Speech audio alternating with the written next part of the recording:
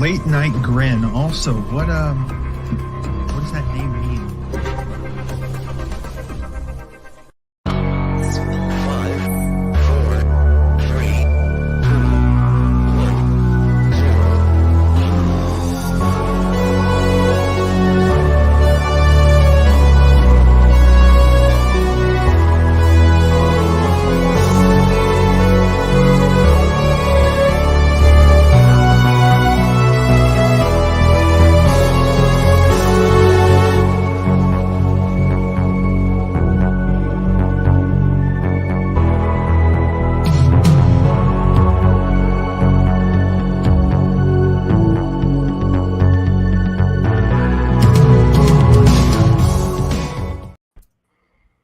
Loving that new intro, Matty. I'm loving that new intro. We are back, folks.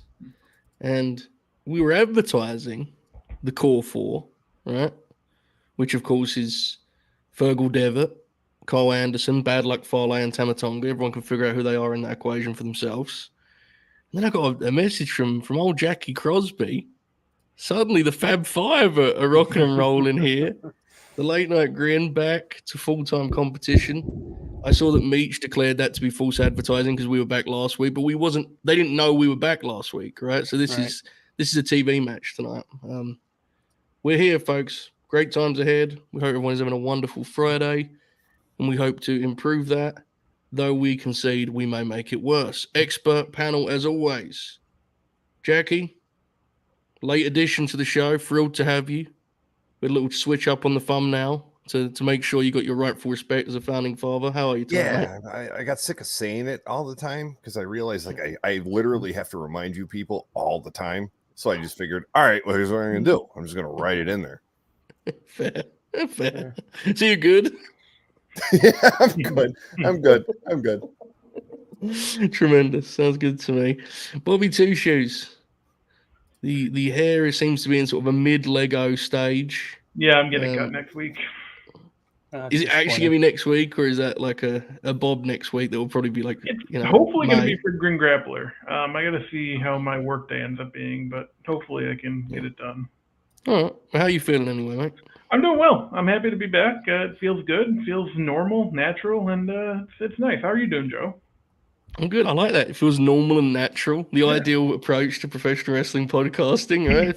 It is. I must admit, it did feel like I did have to remind myself this afternoon that we were doing this, but in a good way. And I'm like, that'll be fun, right? Like we were just, we're going to talk about wrestling tonight, but it is different. It does feel different. Young Dukes for a good point here. Oracle, looking fresh. Nice shave for the big occasion. Physical media ready to be revealed. You're in the prime of your life, bro. How you doing? Yeah. Thank you for the reminder. Midnight Eastern tonight. We'll be doing a physical media reveal. By the way, speaking of physical, did you see Carl Anderson, the machine gun, tonight? So I haven't watched it yet, but I got he was looking svelte. I got multiple messages. Came out there and did a fucking tope con hilo and like. He can still go, dude. It's just it depends what mood he's in, right? Like shit.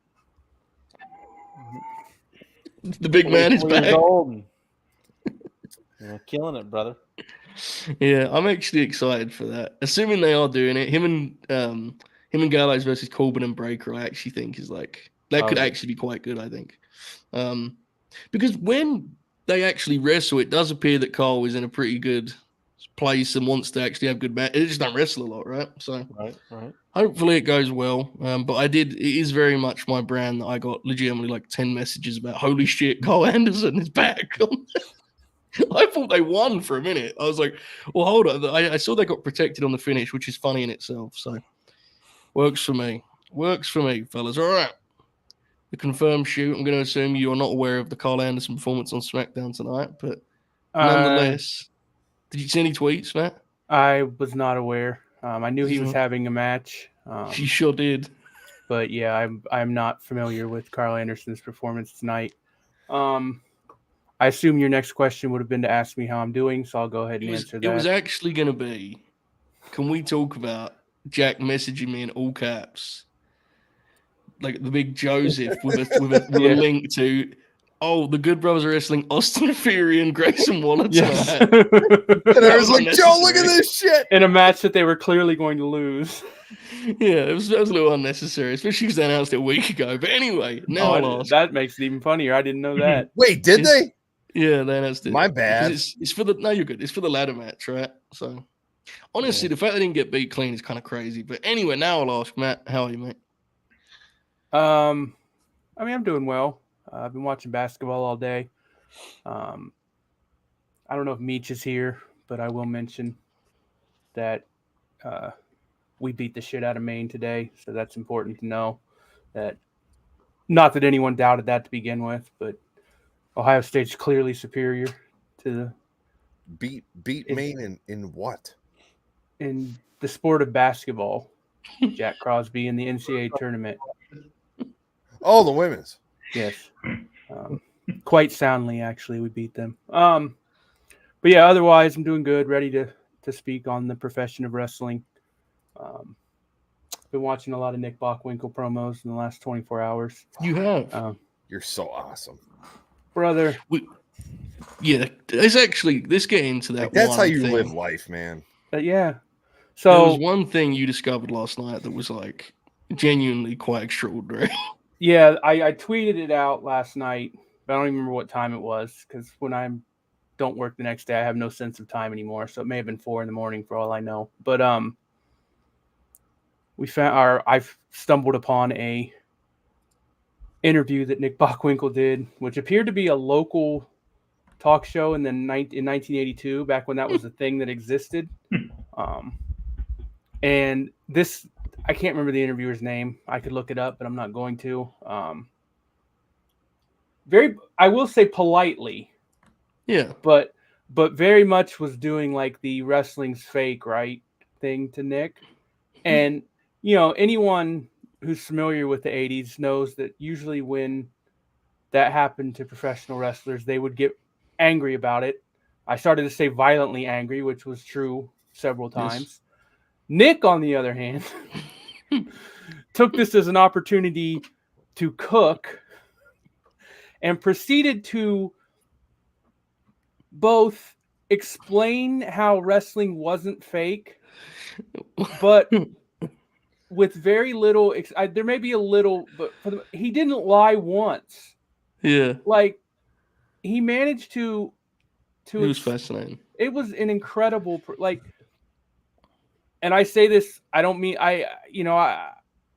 that used to be better stuff, which has some merit at times, but I think is overdone. I will say that I don't think there's a professional wrestler alive today who could put in the performance that Nick Bockwinkel did on this interview show. This guy was such a natural. Yeah, And I implore you, if you have some time on your hands, it's about 25 minutes, 22, 25 minutes. And it's incredible. he talks about commissions and operations and Yes. booking offices and It's crazy to say this because I loved like Nick Bockwinkel when I was a little kid, and I like you could still watch it. Like I had all these VHS tapes of the AWA. Like I watched a lot of Nick Bockwinkel matches when I was younger. Mhm.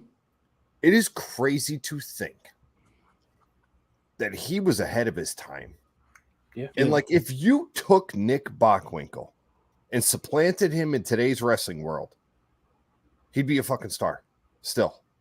Well, what's crazy I is think he would. Like I Nick agree, yeah. Bockwinkel, for sure, yeah. we'll prop up all these fucking people as legends and shit like that, and they'll get their fucking DVDs and documentaries and shit like that.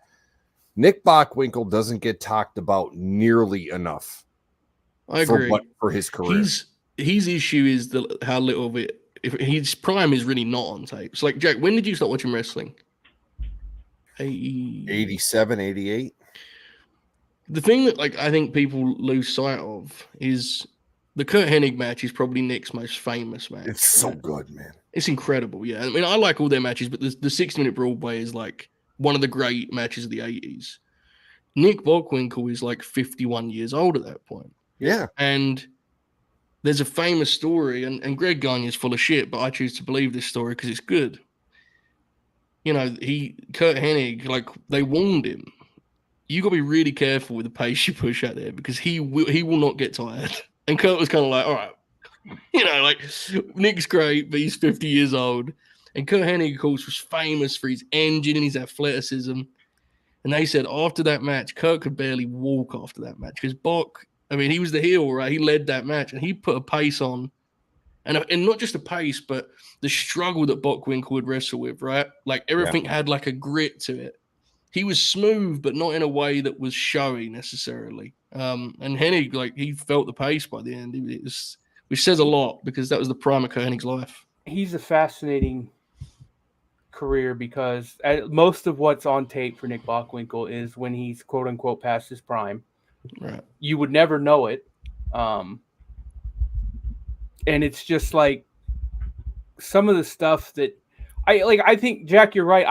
I think he's legitimately probably the most underrated great wrestler of all time. Yeah. Yeah. He belongs in that very top tier of all time wrestlers, and he doesn't get put there. And it's not even out of like malice, or it's that people don't know. Just don't legitimately, know. And you have to seek it out too. That's the right. thing. Like, and then plus so much of his work was tied to Vern. Yeah, exactly. Vern's Vern. Right. But you can't blame Bockwinkel for that because in that day, that shit made them a lot of money. Oh, Bock was. I mean, he turned down the NWA title. Yeah, because like what he and Vern were doing was making them fucking. I mean, what would equate today to millions? Yeah, famously, what they did. AWA was a much better lifestyle to the road schedule. Let us put Nick Bockwinkel into context in terms of his career. Okay, so we have lots of footage of him. Post 1975 up until his retirement. Nick Bockwinkel debuted in professional wrestling in 1954. That's fucking absurd. That is absurd. Yeah, that's. I mean, that tells you all you need to know, really. So we're talking about him in all times, the conversation. We will never have a full grip on really. I mean, you can try your best. Right? You can figure it out. But yeah. I know, and we can't just say it. But I'm gonna. I mean, I will say it because I'm comfortable saying it, but. You can't because the evidence isn't there, but right, you've seen a lot. He's probably a top 10 wrestler of all time in the ring. I mean, because and the promo too, Oracle. Good God! Think about how good he probably was in the '60s that we just haven't seen. Yeah. Joe, I think he might be the best promo of all time. He's an all-time. Pure professional wrestling promo, guys like The Rock, and I'm not knocking The Rock, but he's not. Rock is entertaining. He's charisma. Charisma. As a pure pro wrestling promo, I think Bock might be the best ever. I'm increasingly swayed by Lord Oracle's Arn Anderson propaganda. The more I watch Arn, and the reason Arn I think is such a great promo and it stands out, you separate those two things, right? So if you use, let's take 90s Flair and 90s Arn as an example of what we're talking about here. In the 90s, Flair's content, he's really a parody of himself. Right, I mean, really, at that point, he's yelling a lot. He's lost the ability to transform into the sports style Flair we see in the 80s. By contrast, Arn's content is better than ever in the 90s, and they work perfectly together because one has the personality and the energy, and the other one has the delivery and the verbiage. But I think there's something to that Oracle take. I think Arn is that's fine wine. Those promos are so good, man. I wouldn't argue with that. The other big thing that I wanted, and I know we've talked about it on here before, but I think it really is relevant, is and God bless that we're back to a weekly show, and the first thing we're doing is 15 minutes on Nick Bockwinkel. Correct. And shout out to everyone listening via Twitter Space, which has apparently blown up our numbers. God bless y'all. But anyway, back to my point. Nick got the business in a way that so many professional wrestlers just don't. I know this is a story I've told him, but Nick Bockwinkel went to that King of the Indies tournament and took one look at Bryan Danielson and got the finish of the tournament changed to Bryan Danielson winning the tournament. He went backstage and said, if Bryan Danielson doesn't win this tournament, you've lost your mind. And that's immediately they to their credit, they changed the finish and they put Danielson over.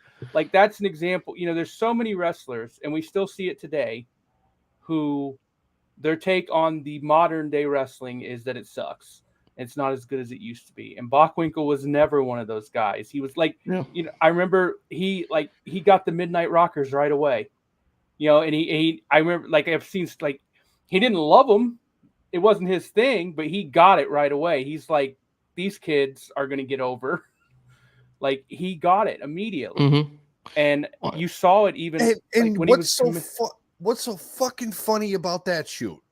Not to cut you off, but what's so funny about that is I just saw this morning the quote from Danielson about Ospreay. Yeah. Where he's like, Will Ospreay can do everything I can do, but there's things Will Ospreay does that I can't do. Mm-hmm. And that, to me, is like when you say about Bockwinkel saying that about Danielson, Bockwinkel thinking he does some stuff that I can't do or never could do, but I know he's great. Yeah. That was like Brian saying about Ospreay, like, yeah, like that's not my cup of tea, right. but I understand why he's great. It was a great quote because it was like, you could tell it was sincere, and he does think a lot of Ospreay, but there was like, the way you phrased it was very specific, right? He was like, he's the best for what the modern fan wants. Yes. It was like the way he put it, which is like his way of saying basically what Jack is like, I'm sure he sees some of the things that Ospreay critics point out, but these conversations I've also talked to Oracle about it a lot. Because I know, Oracle, you're not like you're a bigger fan of Ospreay as a promo than a worker right now, right? Yeah, I think he's like I made the joke in the DMs that I'm gonna be the one person in the world who's gonna hate all the Mercedes segments and lever matches, and the opposite for not Ospreay. the only person. And the opposite with Will. I'm gonna love his promos and hate his matches. Yeah, I get it, but like it was funny watching, and I don't know getting this detail, but this did actually stand out to me. Watching the Angle debate get resurrected alongside the Ospreay debate living in real time was fascinating. Yeah. Because they're not different, but people take them very differently. There are people that really hate Will stuff that are like, what the fuck? People don't like Kurt Angle. It's like, yeah, man, people said this, they said that shit about Kurt Angle then. It's and that doesn't mean it's wrong. It's just an interesting cycle, Kurt did suplexes let me be instead. clear from the chat. I think he does suck, but I mean, he's too over. You got to push the guy. His energy is great. He's like, I'm very hesitant to use this comparison because I know it sounds ridiculous, but him and Tony has if you just squint, there is a hint of Nitro, Flair, and Gene. Is a hint. I'm not saying it's there. Listen, there's something to that. The dynamic between Will and Shivani. And now they're clearly pushing it because they saw something the first time they did it. There's something there with those two that's going to live on for a long time. Like, it's good. You're going to tie Will Ospreay to Tony, which is so crazy. When I say it out loud, it's so fucking. You're going to tie Will Ospreay to Tony Schiavone. If you had told me, even 6 weeks ago, whatever, that the main Will Ospreay strategy was just going to be to have him come out and cut promos in the ring every week, I'd have been like, crazy. What the fuck are you talking about? But he's so fucking good at it. I cannot believe how good of a promo he is. It's actually startling to me. No, it always seemed evident that Will was going to end up in AEW, because they're like, well, that's where the workers go and he'll be. Right. Will has walked into that place as like, oh, this is the guy. Yeah. Mm-hmm. Oh, like he has he can do everything. Holy shit. And I know I'm going to piss some people off by saying this, but like, that's where you have to look at WWE and go, you fucked up. You screwed up a little bit. I don't know. I'm intrigued how it would have looked. Because I think there's truth to what you're saying, but I do also think it takes. I get what you're saying. Yeah, it's where different. you're going. Like I understand that maybe he wouldn't have had the opportunity to go out there on Raw or SmackDown every week and do what he's doing now.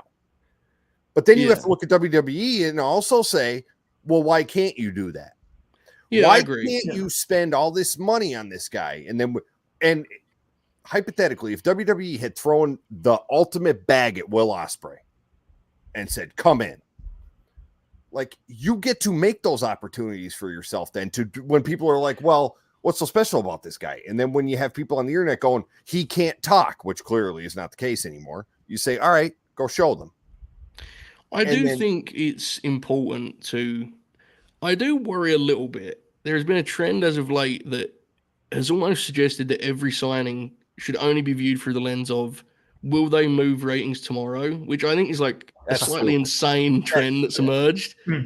Because like the idea is that breaking news here, folks. This is the expert analysis you can expect. The idea is that you take great wrestling talent and then get them over so that they'll move ratings. And like the idea that WWE should look at every signing as, will they move our numbers? Like they'll never sign another wrestler, dude. Like it's a weird trend. Like that's not how it works. Look at someone like, for example, Io Sky is currently, from what I've heard, has done good ratings for them, right? Do you think that's like a case that would have happened when she first got signed? The idea is you get someone over, you take a great talent, you showcase them, the people like them, and they get over. They connect, they move your numbers, your metrics, whatever the hell, whatever looks like on a spreadsheet. It's like, I don't know. It's fascinating because, and granted, WWE's done great business for a year now, but every SmackDown is sold out, and most Raws are sold out. Yeah. You know why? Because Dwayne, the biggest draw in wrestling, is back. Yeah. And he's selling out he's selling out the fucking Mohegan Sun and Uncasville, Connecticut, or whatever. Mm-hmm. Yeah, he's different. It's been very noticeable. I didn't see that. How was the Cody Roman? It started okay, and then it ended very awkwardly. Like, yeah, it was weird. It was the in theory it was a good idea, but the execution was off. They were like playing the theme music and then like Roman's theme music when Seth and because they did the whole thing where like you're gonna be, Cody, you're gonna come by yourself, Roman will be by himself, and they had this whole promo, and then it ended, and then like there was this weird pause where I don't know if the crowd wasn't into it or what, but then they played Roman's music and he snapped his fingers and the cue wasn't great, and then Solo and Jimmy came out, and then Rollins and Jay came out, and they all squared off, and then all of a sudden it just switched over to Cody's theme. It was very weird. It was just missing something. Do you think Roman just is like, just doesn't give a fuck? What do you think? He seems like it kind of appears that way. Do you think he's mad he's not wrestling Dwayne? He might be. It also kind of makes me wonder if he might actually lose. I'm still kind of doubting it, but like you should. Everyone should doubt until it happens. I am not 100% convinced that Cody's winning that match. Yeah, I'm not either. I was just pointing out that like Roman's carelessness makes me think that, and he almost seems kind of annoyed. Like, I wonder if he is going to lose and he's not happy about it. God bless. No, that's dropping the belt after 4 years. Fuck this place. I heard what you say, so I had to go let the dog out. Like that, that segment tonight, like it was good, for what it was.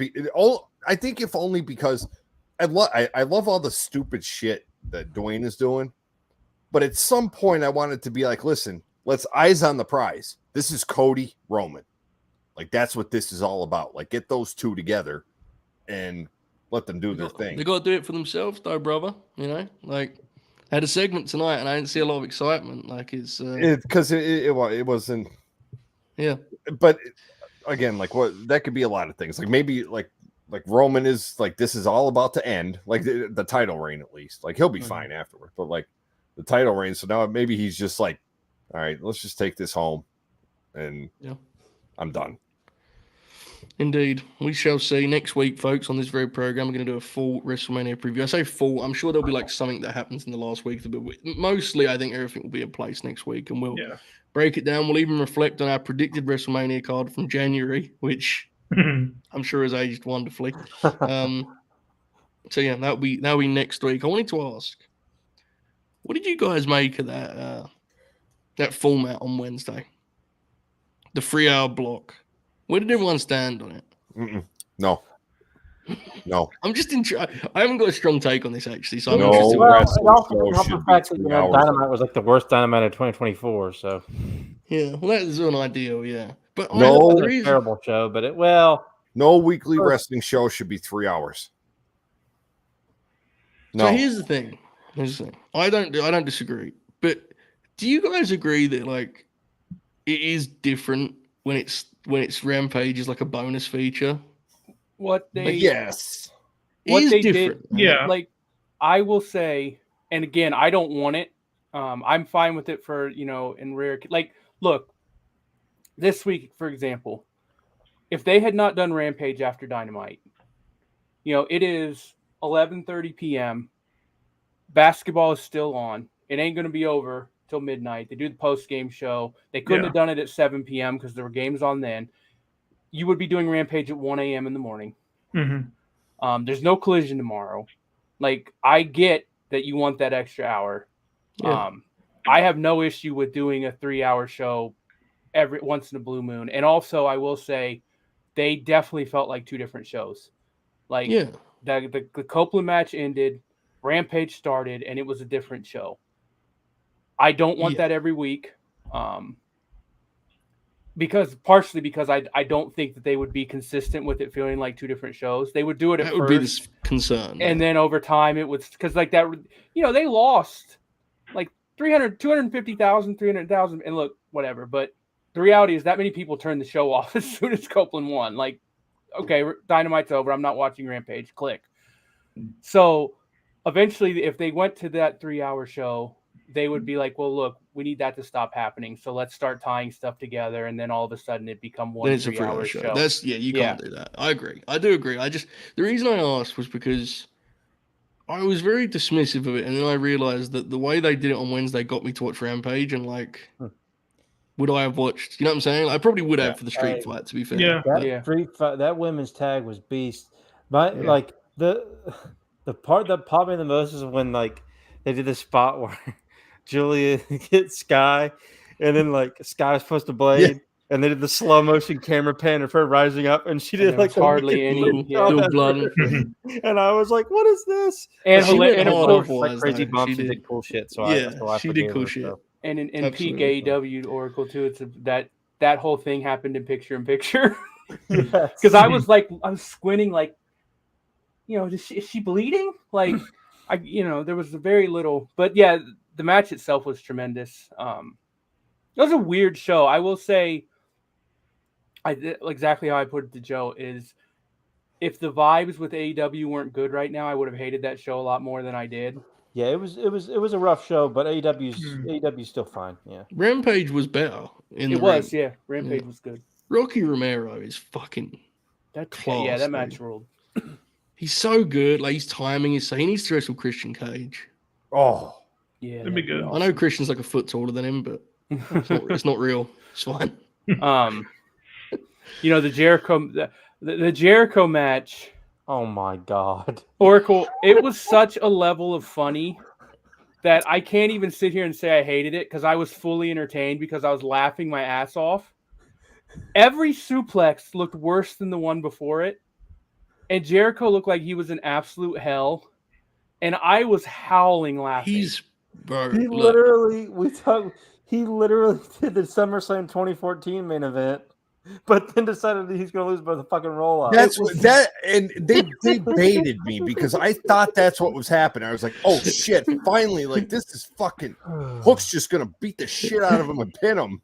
God, it was so funny. And I probably would have been madder if it was like against somebody that I cared about, but the more they do with Hook, the more I feel like he's just getting exposed and he's got to tighten everything up, dude. I mentioned it on Wrestle Periods, but there was a moment where Chris had the walls, and the spot was Hook was going to punch out the walls.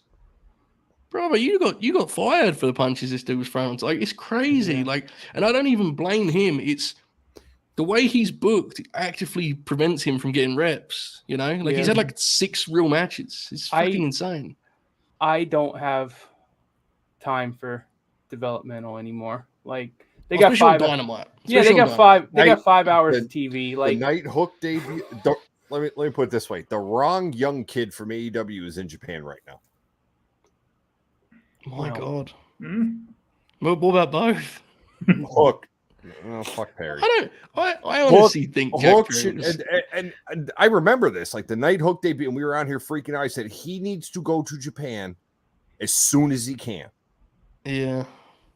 He should be over there. I want to be fair. And I know he's become like. So sometimes in wrestling, these stories happen, and a guy becomes like a punching bag. But like, I actually think Jack was like a genuinely good babyface worker. Jack's and good. I think it's a shame that like I don't know how things are going to go from here, but it ain't trending very positively. This feels like a case of a guy who might be remembered for a thing that was absolutely nothing to do with wrestling. You know, it Yeah. feels Well, that way. Yeah. How much truth is there to that report from the Observer today? or I whatever? have no clue who's working and who's doing what. There was certainly a lot of belief that like Jack was actually in trouble, and I personally believe that because anyone who's studied the New Japan AEW relationship, like they play ball with each other, but how many guys has Tony given them for like a long time? Yeah, you can have this guy for a bit. Like he don't really do that for he don't really do that very often. Yeah. Generally, if he thinks something of a guy, he wants them on his TV as much as possible, right? I think it's pretty legitimate, but I'm still of the belief that sooner or later He'll come back. he'll be back because Yeah. Everyone comes back. Yeah, here's the best way I can put it about Jack. I think Jack Perry is good. I think he's a good professional wrestler. Didn't love all of his heel stuff. He had moments, but he's also not so good that I miss him. Like if he never comes back, that's why. Like this whole Jack Perry story is the perfect pro wrestling story because legitimately I don't care what happens. Like it's funny no matter what, I like Jack. If he comes back, cool. If he never comes back, cool. Like it's not a big deal to me. But back to what I legitimately AEW is not the place to develop. It's not. Yeah. So I let him go fucking work in NXT and do 5 years in WWE and sign him later. Like,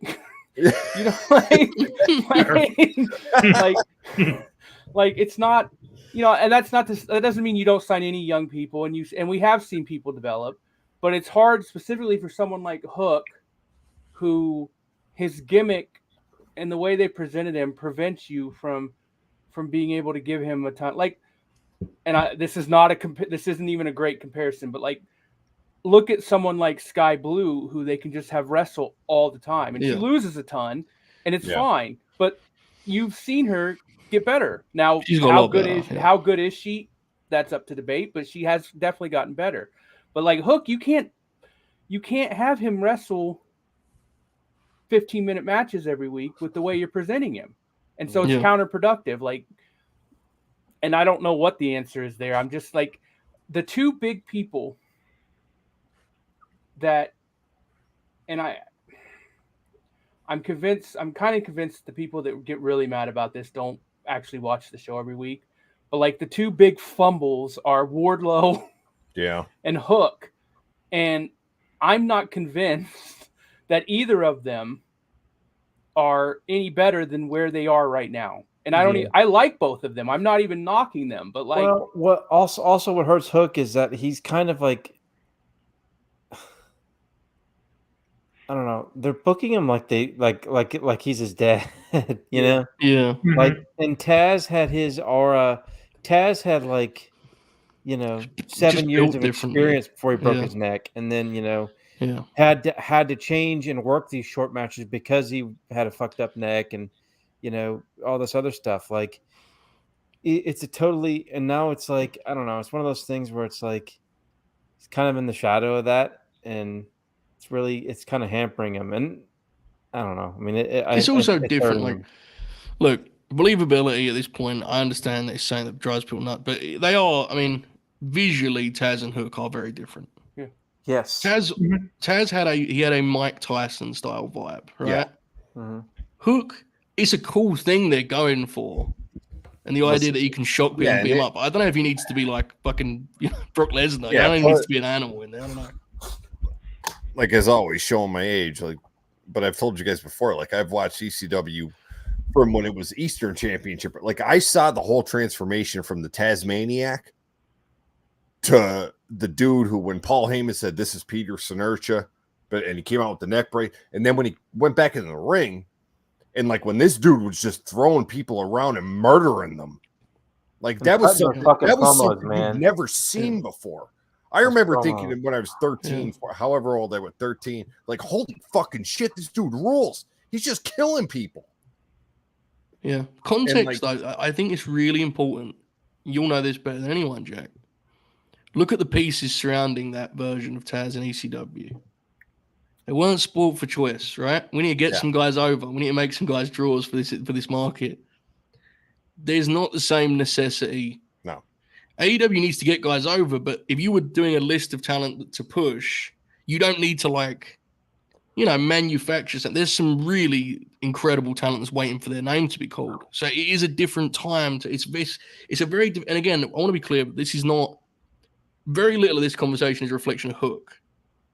It's the position he's been put in, the opportunity he's had to improve. That's the key here. Hook's just doing what he's. And I don't think Hook is lost by any means. No. I like Hook, and I just think, and this is what's hard about wrestling, and this is also what's hard about the way wrestling is now, where people are signed to long-term contracts and they stay in the same place for a long time. I think that I like Hook in his current role, but the problem is I don't think he's ready for anything more than his current role. Right. And how long can you keep him in his current role? And his current role is preventing him from getting better to expand his game. So I don't know. I mean, I genuinely think Hook's an example where he probably needs to be in WWE and he needs to be in NXT and he would get better there. And like I said, that's like, I really like the presentation of Hook. I think he probably connects even more with people younger than me, because he's very much he's like the version of Taz for his generation, I guess. He is a cool factor. Right. He is cool. Yeah. I don't get all of it just because I'm older, but I still get that he's cool. You know what I mean? I just don't know. To your point, there's not a lot of room now, right? I think, I think he's going to work with Joe at Wembley, and they're going to go back to that, and the story will be that that Hook overcomes Joe at Wembley, which is cool because that's the right role for Joe at this point in his career, and I think he would agree with that assessment. But the issue is then what, right? And that was always the thing with Wardlow. MJF angle's red hot. That's great. What happens when he beats MJF? And you can go back and watch the shows. I asked that question a lot, and a lot of people were like, "He'll be fine." Once you get past that point, you then have to sustain at that level. That was now. Let me be clear: the booking for Wardlow fucking sucked. There's two things at play there, right? That is a blunder that I don't want to say won't forgive AEW for, but Wardlow demolished Max, just fucking obliterated him. And so when Wardlow comes out and cuts a promo, I deserve this, because then we had that whole run with Max, but then there's Wardlow is I fucking murdered this dude. Yeah. Do I have to do it again? And he's a talented guy. Can I do it again? We've had our fun with Wardlow throughout the years, because I know Jack, you were a big fan, and Matt, you were a fan too. I still am. I'm not ready to cut bait just yet. And he's still a young dude. He's a talented guy. He can talk a little bit. He's very athletic. It's the same. It's the same conversation. And look, and like the chat said, and like you said, it is I'm not. He was booked poorly. I'm not arguing that. I'm of the belief that if you booked him perfectly, the follow-up still would have been disappointing because Wardlow is very good. I like Wardlow, but as we talk about all the time, not everyone's a top guy. You know what I mean? Where he is, he ruled. Wardlow is a great squash wrestler. He's had some good matches that weren't like that. I'm not saying, but not everyone is a world champion, top tier. And look, maybe I'm wrong, but I am of the opinion that if you to give Wardlow the world championship and had him main event pay-per-views, everyone would have turned on him. I may be wrong about that, but I don't No, he couldn't have done that. Yeah, I think you're right. They did not do him any favors. I'm not debating that at all. But I will say that true. I don't think – I think the Max – him demolishing Max was kind of about as high as you can take him. That's just the way it – that's just the way wrestling is. Which is cool. But then again, you run yourself, or you push yourself into the corner of – then if you're going to make Max this world champion, Yeah. You have to look at like what and especially from a company. I love AEW. They're my number one, still like by a mile.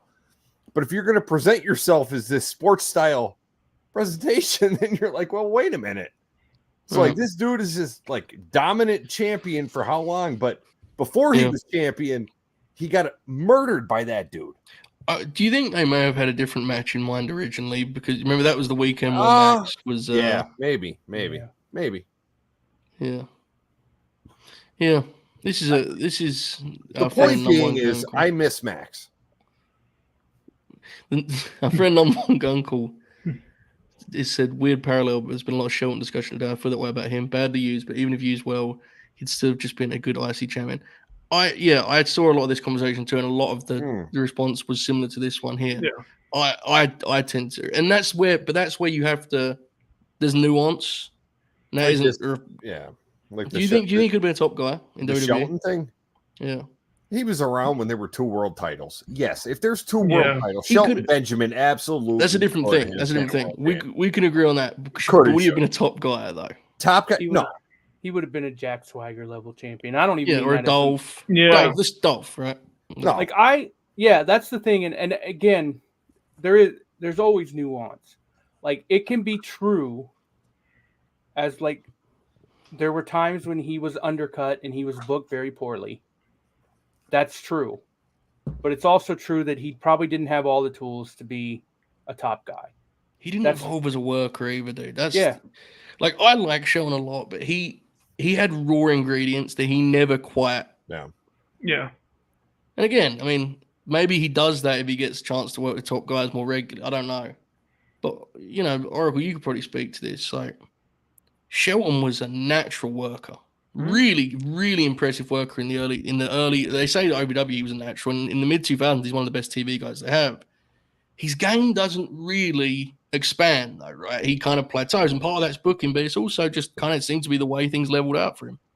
Yeah, I mean, obviously, he was the perennial victor of the Observer Most Underrated for, which I mean, for the first year or two was fine, but then it kind of was like, well, I mean, is he really? Yeah. And he was still very good. And I remember in 2008, he had some good matches with Taker. Somebody mentioned on as Modest King mentioned on on TV, I think. Mm-hmm. So he was still good, but he had hit his ceiling, I think. And he was. It's funny because if he had been, maybe 5 years younger, he probably could have had a Jack Swagger, Dolph Ziggler type, title reign. Yeah, been a better version of those, even if he still was in that level, Mm-hmm. But he was just a little bit too early in the game, I think. I think Snowboy made the point about this. It was during this debate about Shelton. I think he said the other issue for Shelton was he's your ideal mid-card champion, but it was at a time where the mid-card wasn't featured the way it was in, for example, if you were an IC title guy in the late 80s, early 90s, you had a chance to have really important, exciting, and memorable matches. Yeah. Mm-hmm. Much less so. The last 2 years, with the... Yeah. I like this question because it's on, like, is there anyone we think AEW's genuinely fumbled? Like someone that should absolutely be more than they are right now in AEW? More than they are is, I mean, in percentages, like you could probably list a lot of guys, but like an absolute outright miss probably is the way to approach the question, right? Because like there are guys that you get more out of, but a butcher. And there's guys Jay White is one. I'm only half Jay White, yeah. Jay White's been whatever anyone thinks Jay White's a talent, dude. Like Jay White basically got him from, and I'm not even. I think Jay White's a good worker. I kind of think he's like has a ceiling of like mostly mid card who can kind of fluctuate in the main event. I don't think he's like a top guy, but he was hurt badly by the Max program. Yeah, not to mention the things that went down last spring. Honestly, all of it. The only part of his run that I think's been good is the first Collision burst. He's at the start of his run sucked. He was brought in like a mid card guy. Collision got him up a little bit, and then the Max feud happened, and Continental Classic he did good, not great, and now he's done this stuff with. I mean, I'm not convinced he's like the guy for it, but I think he's a very good wrestler, and more than any of that, you got him from under WWE's nose, bro. They should have fucking full victory lapped. You know, he's a highly talented upper mid card guy who you can use in the main event when needed. Yeah, he'll be world champion. I don't think so. I know. I think Jay's. I think he'll be world champion somewhere else. I don't think we'll do it in AEW. Yeah. I think he's going to do great in WWE. Genuinely, I'm not. And to be clear, I'm not. It's not me reporting. He's got probably a lot of time left on his deal. Craziest this was. I thought Jay fit the best in WWE. He did. He did. When that fell under there, I thought that was the place for Jay. He's also, and look, I'm not like he's an example of you can't put every wrestler in the same box because, like, as outraged as a lot of people are for him on Twitter, I don't think he's upset at all. Like, well, Jay's cool, you know what I mean? And that's not to say like he's hanging out. It's a job. Yeah, like I you know, if you were betting money that when his deal is up that he'd probably leave, yeah, I'd bet that. But we also there's finances involved. Lord, no, you know, you never know with Tony. He's liable to offer him $1.5 million more than WWE does, and that's it. I mean, he's 31. Yeah, he's gonna. But either way, like 31 is like in this the way the industry is now. That's like 19. Yeah. The problem, I think, like the discussion we're having right now, and I want to be clear that it's not going to change, but it exposes a real flaw with how wrestling works now, even with just the two companies. These mid-card guys, and a lot of people take mid-card guys as an insult, and I don't think it is. Like these valuable TV workers, Oracle, the best thing that they can do is bounce around. Mm-hmm. And that's not how Darby it works Allin, anymore. Perfect example. Yeah, like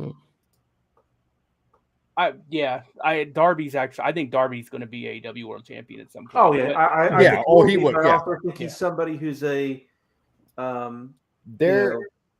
very much a Jericho and WWE type, or somebody akin to that. Play different roles around and do that. When your ceiling is a solid mid card guy, the best thing you can do is leave the territory and go somewhere else, and be seen as this new hot guy, still in the mid card, but you're getting over and then they realize that's your ceiling and you move on, and that's not the way it works anymore. To be clear, you guys are talking about different things there, right? Oracle, you meant in terms of the role they play, right? Bounce around. Sorry, I get what you meant. Yeah, no, that's fine. I just wanted to make it clear because I didn't want Oracle to get DMs about Darby Allin going to WWE. And to be clear, that's like as much as I talk about, like you have to be conscious of the fact that the alternative is this is actually better for the workers because they've got these guaranteed contracts and they've got this security, and that's a good thing. Yeah. But there are times when it would be better for some of these guys to be able to bounce around. Like there are guys and girls whose careers would be better if they could go to WWE for a year and leave, and come to AEW for a year and leave, go to TNA for a year, maybe go Japan, wherever, come back to WWE again, come back to AEW again. Like there would be people who would benefit from being able to do that, but that's just not the way it works anymore. And the AEW roster is fucking huge, dude. Yeah. It's very hot. Like I saw this when we asked the question, people in the chat about Ricky Starks. I'm a big Ricky Starks fan. I know there's a lot of people that are not Ricky Starks fans. The issue with this conversation is you can analyze Ricky's skill set and pick holes in it, but it is undeniable that he has got himself over and then had it squandered many times over at AEW. Yeah, it's just, it is what it is. We were there in Chicago, and if you'd have told me that this is where he'd be 6 months later, I'd have been like, he's been, and again, this isn't like AEW's done wrong by him a few times. He's been a victim of circumstance many times where it's been out of the control of both him and the booking. It's just like it's been. I feel terrible for Ricky. Like you guys who've watched this show regularly know that I'm an AEW guy through and through. Doesn't mean I don't criticize them, but I'm an AEW guy. Ricky Starks, the second his contract is up, if WWE wants him, he should get the hell out of there. Like you got to be realistic about some situations. Like You got to try, right? Like, It's if, time again, for if Ricky. he, Yeah. yeah, if he wants to be a top guy, he might not. He might be chill, but if he wants to be a top guy, I think it's pretty clear at this point that's not going to happen in AEW. Which is fine. That's what the best way I can put what I'm saying is if Ricky Starks, when his deal is up and he leaves, and you get mad at him, you don't understand the game. It's that simple. Like, oh yeah, people are going to do that shit, whatever. And of course they are. We need the '90s back in terms of the movement, right? You know, the fluidity. We've gotten some of that. You know, we were always going to get it, but I mean, these contracts are so freaking big and long now. That's it. And look, that was again, done on purpose. That was don't forget 2019. 2019, as crazy as this is, was 5 years ago. Yeah, this is when the deals are coming up. Yeah. So this shit was so long ago, and yeah, these deals are so long. And I mean, back in the day, they used to give out 1 year contracts like candy. There should be more, maybe of that. 2 years max, but there should be more of that. And I know that they're scared about the investment, but some of these guys are like, it's not an investment. They're going to just come and do jobs on TV. Some of these people, if you don't know if by a year or two you have something, like, come on, what are you doing? Yeah, you're hoarding talent is what you're doing. It's just hard too, because and that's the thing. And I think all of us know this anyway, but it's like, it's a tough conversation because we're saying all this, but at the same time, we want all these wrestlers to have security, and it is a good thing that AEW doesn't release people. It's not a good when they want to be released, and they don't release them. That's another argument, but it's a good thing that they honor the contracts. But yes, we don't necessarily need everyone to be signed to a 5-year contract, as good as it is for them. But overall, is it a good thing for the promotion? And for us as fans, probably not. Like, some of these people, and look, some of these people are hardly ever on TV, and they're not upset. And more power to them. You know what I'm saying? Like, speaking of contracts, can I bring up like a sort of on the same topic, but maybe not? Yeah, go for it. I was talking to a buddy at work the other day, and we were talking about the lawsuit that TKO just settled with the UFC fighters. $335 million. TKO now controls WWE money. Indeed. A lot of WWE contracts coming up this year. This paid out a $335 million settlement. Like, I don't think a lot of wrestling fans like Becky, Seth, Drew. It sounds like Becky may have re-signed, Jack. And there's some others, but there's still some, like, a lot of contracts are due this year. Yeah. How does this affect? Like, back in the day, like WWE, like the old Vince McMahon WWE, that was just, well, okay, whatever, we have it here.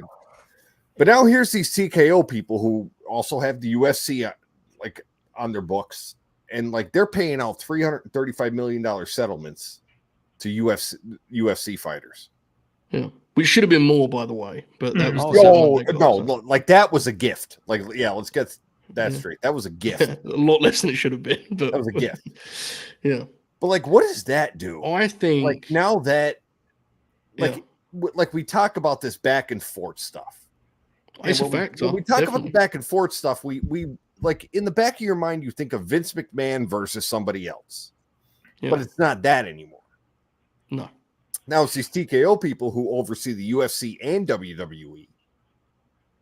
And like, I think we're going to see featured players get paid handsomely, and I think the mid carders in WWE are going to suffer quite a lot. That's my assumption. Or we'll see.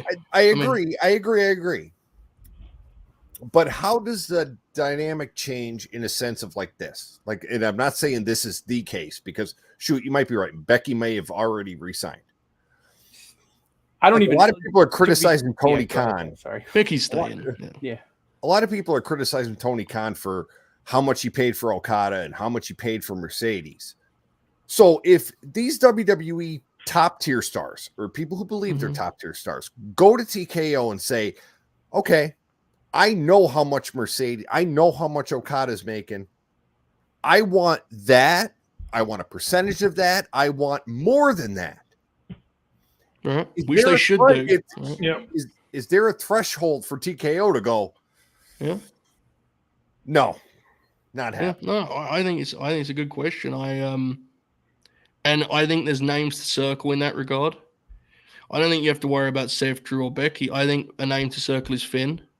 Yep. Who, as far as we know, his deal is up very soon, and I haven't heard, and I don't think we have heard anything about an extension. There's been talk that they are much later to get to negotiations, which is interesting. I think there is. Let me careful how I phrase this. So, one thing I think may hurt the boys. I think there is a feeling in WWE that these assets are not that valuable to AEW. And I think sometimes WWE looks at these assets and says, "Oh, good luck. They'll see what they do over there." Yeah, that's going to be an issue for some of the wrestlers, and I actually think that was a factor in some of these recent signings. I definitely think there are people that work in WWE that were like, "We'll see what Tony does with insert name." You know, he wants to pay him. Good luck to him. Copeland was a really interesting moment in time because he knew what he could get paid over there, and they kind of just looked at it and said, "That's just not worth us doing." That was a move that was good for everyone. Yeah. But, that one I still like. Triple H still fucking hates him, doesn't he? Well, I'm sure, but I still think I think they're going to be very cynical about these things, is what I'm saying. And yeah, this is this business, and I don't think anyone expects it to be any other way about it. But I do think it's going to be like Sheamus, for example. This is the best way to put it. Here we go. The comment did better for me. There's no emotional attachment. So when someone like Sheamus sits down in front of them, there's not that wrestling fan element. Yeah. It's literally going to be, what are the Sheamus numbers? Or the loyalty thing. Like Vince would have sat down in front of you. Like Sheamus could have went, Vince, I want $20 million. If Vince would have been like, all right, here you go.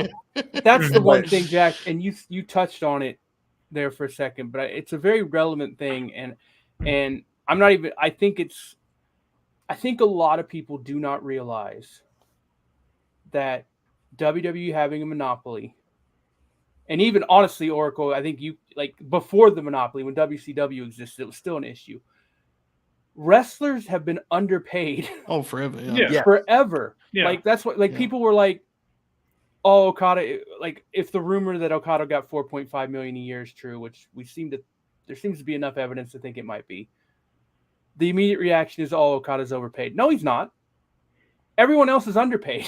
Mm-hmm. He's worth $4.5 million. I've seen what these fucking baseball players get paid, man. The percentage of revenue that WWE and UFC look, this isn't even an anti-WWE take because they did it because they could do it, and of course they could do it.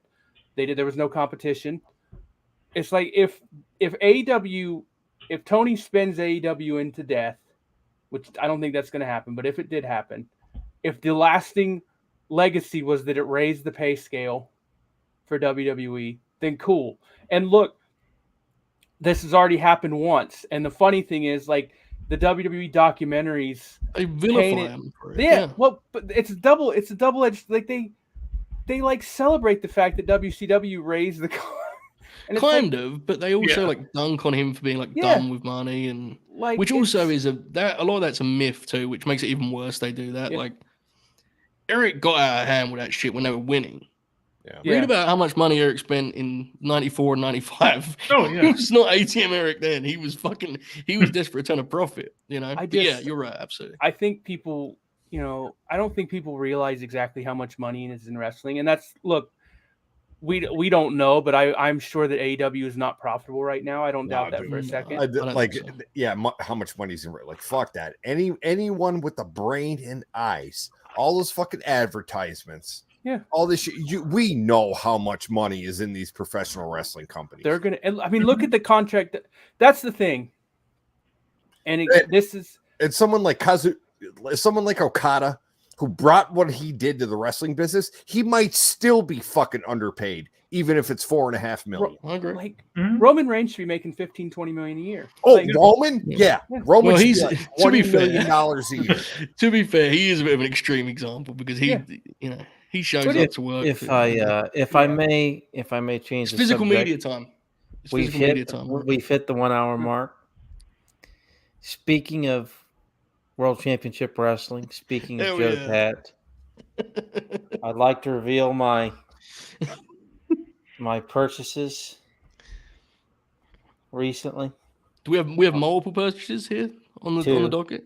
Two. My God. My God. Shades of contrarian Alex here. Oh, this is one that I'm working towards. Okay, is that volume 1 of the Nitro deal? Oh, you got 1 and 2. Oh, I got 1 and 2. Now 3 was like $50 plus shipping, plus shipping and handling, and I did not get 3. Bro, yeah. I did not get 3 yet. I'm gonna get 3 soon. I need all 3. Yeah. So how great is it? Nitro run for 5.5 years and By had the way, 3 volumes. The first set has some. The first and second set both have some There's some hidden they gems got and some stuff in there heaters, too. man. The third set's kind of like a mess. It looks like to me, but it's not, leftovers, kind of leftovers. But when I looked at the match list and it popped me that it did feel like whoever did it actually was someone who knew, because sometimes they just pick famous wrestlers. Yeah. There are actually some cool matchups in there that you wouldn't expect to make the cut. So it's again amazing that 5 years, and that's how many how many hours is that? Like 15 hours worth of Nitro together, probably. Dude, I don't know. I really wanted to get the third one with this batch. So I actually ordered a third one, but that's the third thing was the one from Canada that I'm praying is a Region 1 DVD. I'm pretty sure it is because Canada's Region 1. And it just should be fun. The seller didn't put that on there. But I don't know. We'll and that's the WCW match pay-per-view matches one. That one's good. Booker T hosts that one. It has Chi-Town Rumble on it. I think it'll be good. I just, ever since I made that hilarious error with the WrestleManias, I'm always paranoid about because usually they'll man. It's so, bro. It's you're pretty close to convincing me, which is what's pissing me. I'm so close to buying all the AEW Blu-rays on the. I gotta wait for one of their good sales. You know what? It's actually changed. It's changed my fandom up quite a bit. This is gonna go in all sorts of directions now, but whatever. When everything's on the network, if I have a spare hour or two to watch pro wrestling, it's I don't. Where do you start when it's on streaming? Right, it's the same with movies. Yeah, it's overwhelming. Yeah. Every time I get a physical media in, I watch that shit, and it's you actually watch it. And to be clear, this is a me thing. That's not a reflection of the streaming stuff. But the way my brain works is I'm watching shit I would never watch on the network. I was texting Oracle. I got on his recommendation. I got the best of 2013 Raw and SmackDown because I wanted to own Punk and Cena. The February match. How good was that LMS match, brother? Tremendous. I mean, I'm a fan of Show. I think we've talked about on Grin Grappler. I think Show is big Show from 2008. He was incredible in the match, wasn't he? Yeah, he's 2008 through 2015. I would say is a rough estimate. I think Big Show is a really good TV wrestler. But yeah, it's just different. Even it was a random match. It was Rob Van Dam versus Orton in 2013. Fuck it, this is what this looks like. Because I always forget Van Dam. That run there was 2 versions of that run, right? Yeah, there's another one, 2014. He came back the night after WrestleMania 30. Had about a 3-month run, but actually no, it was a 4-month run. Yeah, the only match he I wrestled remember Cesaro on the pre-show SummerSlam 14, if I'm not mistaken. He did. I always remember the Jericho. We've talked about it before. The Jericho match that went forever. Remember they had a TV match. That was the Raw after Money in the Bank 13. Yeah. How is Bob Van Dam not only getting paychecks in 2024, but not outright embarrassing himself? It's kind of crazy. He appeared to be washed 15 years ago. I don't really quite know how he's managed this. But it's wild. Let me point out something that concerned me, but then I was very impressed, and it showed how much of a veteran he was. And yes, I'm biased towards him, but I was impressed here. Rey Mysterio had a very ugly first 2 minutes of a match tonight. Right. And then he realized, okay, my 2 attempts at high spots did not go well. Yeah, God bless the crowd for clapping and when he hit that first when he finally hit that Rana. And Ray said, "I'm just going to do ground and pound," and it fucking ruled. And they had an awesome match after that. Yeah, what a legend, Someone asked me to name a wrestler of the 80s, 90s, 2000s, and 2010s. And I said, I'm going to keep it to US wrestling because, I could do Puro for a couple of those decades. I couldn't, in good faith, do it with like honesty for the 80s. I don't know the scene well enough, you know. So I had like Flair. I think I had Brett for the 90s. 2010s, I had AJ. And I was looking at 2000 and I was thinking, who's to? I thought, it's Ray, man. Ray's the constant there. He's so fucking good in that, and he's still great. But yeah, incredible wrestler. That's a good question. Like he had a couple. I don't know, Jack, Bobby, did y'all see it? The Ray Santos match? Yeah, I didn't see it. I was late. I was later in the show. Yeah, he had a the first couple minutes, Bobby can attest. We're like, yeah. And he pulled it together though, and I mean, because this is his first match back, right? Yeah, because like the match was awesome. Like, they had a killer match after that. After the first couple minutes, he just like he figured out that maybe I shouldn't be doing these. Now that this ain't Havoc 97 anymore. You know, he was like, I'm good enough to do, and over enough. There's a guy we're talking about like mid card is fine for a lot of people. Like Santos Escobar, I don't think he's gonna be, but like he's good enough. Like that dude could have. He's a mid card guy. A good 10-year run is like a solid. He can talk. He's a good look. Works inconsistent, but good enough to be an underneath guy. I don't think you get pushing much higher than that. But I agree with you. He's Santos Escobar. Oh yeah. He's okay. Yeah, he's much better as a heel. I don't think he's a very good baby face, but no, when they were doing that LW, like when he turned heel, that clicked. Like he's just he's really. Are they doing the Andrade thing? So the finish was awesome. So Ray came, Dominic came out in a Ray mask and cost Ray, and like he had it was incredible. Like he had like this hilarious look on his face, and like pulled the mask off and was like strutting around. So they've got to be doing some special like. It's got to be right. Tag at Mania, I know they're going to They're going to do like Lucha Warfare. They're going to do that, but I actually would prefer they just do straight up Ray and Andrade versus Dom and Escobar. Like I think that match would be killer, but we'll see. Maybe we'll discuss it more next week. I want to circle back, Jack. It seems to pop you that question. Rest of the decades.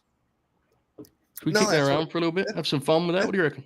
That's a really, really good question. It's fun, right? Yeah. So 80s, I think it's hard to unseat Flair. I think Flair is pretty. I mean, especially with how he closes the decade with 89. Like, I think it's hard to unseat Flair. It's like in ring, right?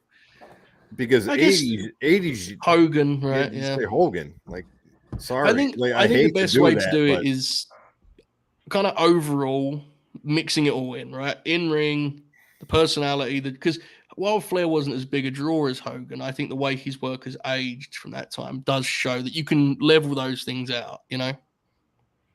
I get what you're saying, Jack, but I just think, like, when you think the 80s, to me, I wasn't around. But to me, when I think 80s wrestling, I think Ric Flair. No, 80s, it's probably Flair. Yeah. What do you reckon? Any other names come up, fellas? Or Flair's the... I'm thinking. Because like you said, Puro, like...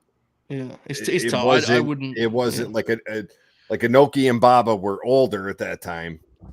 Jumbo was the All Japan guy, and then Fujinami was the All Japan guy. Yeah. Fujinami's one of the all-time great wrestlers. Yeah, Fujinami's awesome, but like he's not...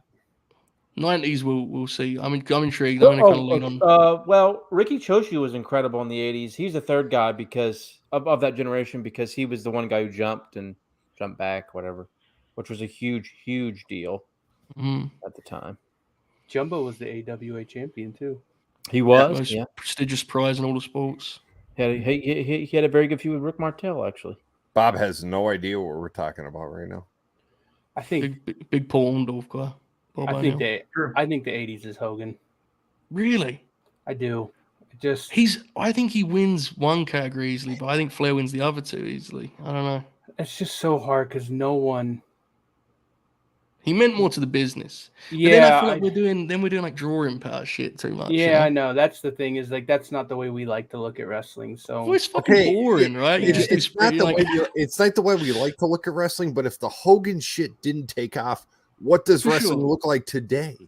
No, I agree. I just like, dude, Oh, I fucking hate him for the person But that he I is. guess my thing is like, if he was like even close in terms of like memorable matches, you know, like his matches on everything, but it'd be nice if he was like close. He's nowhere near Flair in that regard, you know. I'm not sure. My vote is Flair. Let's go around the room. Bobby, Bob, Flair, or Hogan? Your favorite question? Here you go. Yeah, I think it is Flair, to be honest with you. Flair, Jackie, you got Hogan. I have to go Hogan. Okay, Matt, you got Hogan, right? I'm going Hogan. Yeah. Oracle, deciding vote. El Satanico. He probably was like a top 5 worker in the 80s. God bless. To be honest. No, Flair. Flair. Okay, before we move on, I want to quickly shout out Lord Lambo, who resubscribed. Also won the Grin and Circle t-shirt contest in Lambo. So nice. Shout out to him. He resubscribed for 22 months. Says, "Oh, how happy March Madness weekend, everyone." That sounds good. Yes. Oh, how. And All Pro Joe resubscribed with us for 22 months also, and said it's been 2-ish years. ? Yes, it has. You have to live with that truth, unfortunately. All right. 90s. This one I think is much more up for grabs. My pick was Brett. Yeah, I said Brett. Yeah, Brett. Because while Brett does drop off when he moves to WCW, his 97 is so strong that I think it gives him enough. Yeah. Now, Steve Austin is an interesting candidate, right? That's Because Steve obviously was, sounds a star. He was the star of the 90s. And he does have some great work prior to that, right? So he's an interesting one to kick around.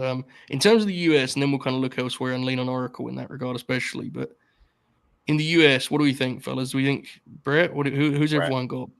Brett? Brett, only because I get what you're saying about Steve. Yeah, but I still go Brett. Yeah. But then to bookend it, like Brett had his stuff to begin the decade, and then to bookend it, he helped make Steve. Yeah. It's a good call. It's a good call, definitely. Bobby, who you got? Yeah, I think I'm gonna go with Austin. Jack's right, and you guys are all probably right, but just no, Austin's fine pick. Yeah. Yeah, no, I never realized. I'm watching this WCW, through the early '90s and stuff. I never realized how good of a worker he was there. Oh, he was phenomenal. Oh, Bob, Bob, there were people who said he was the next Flair.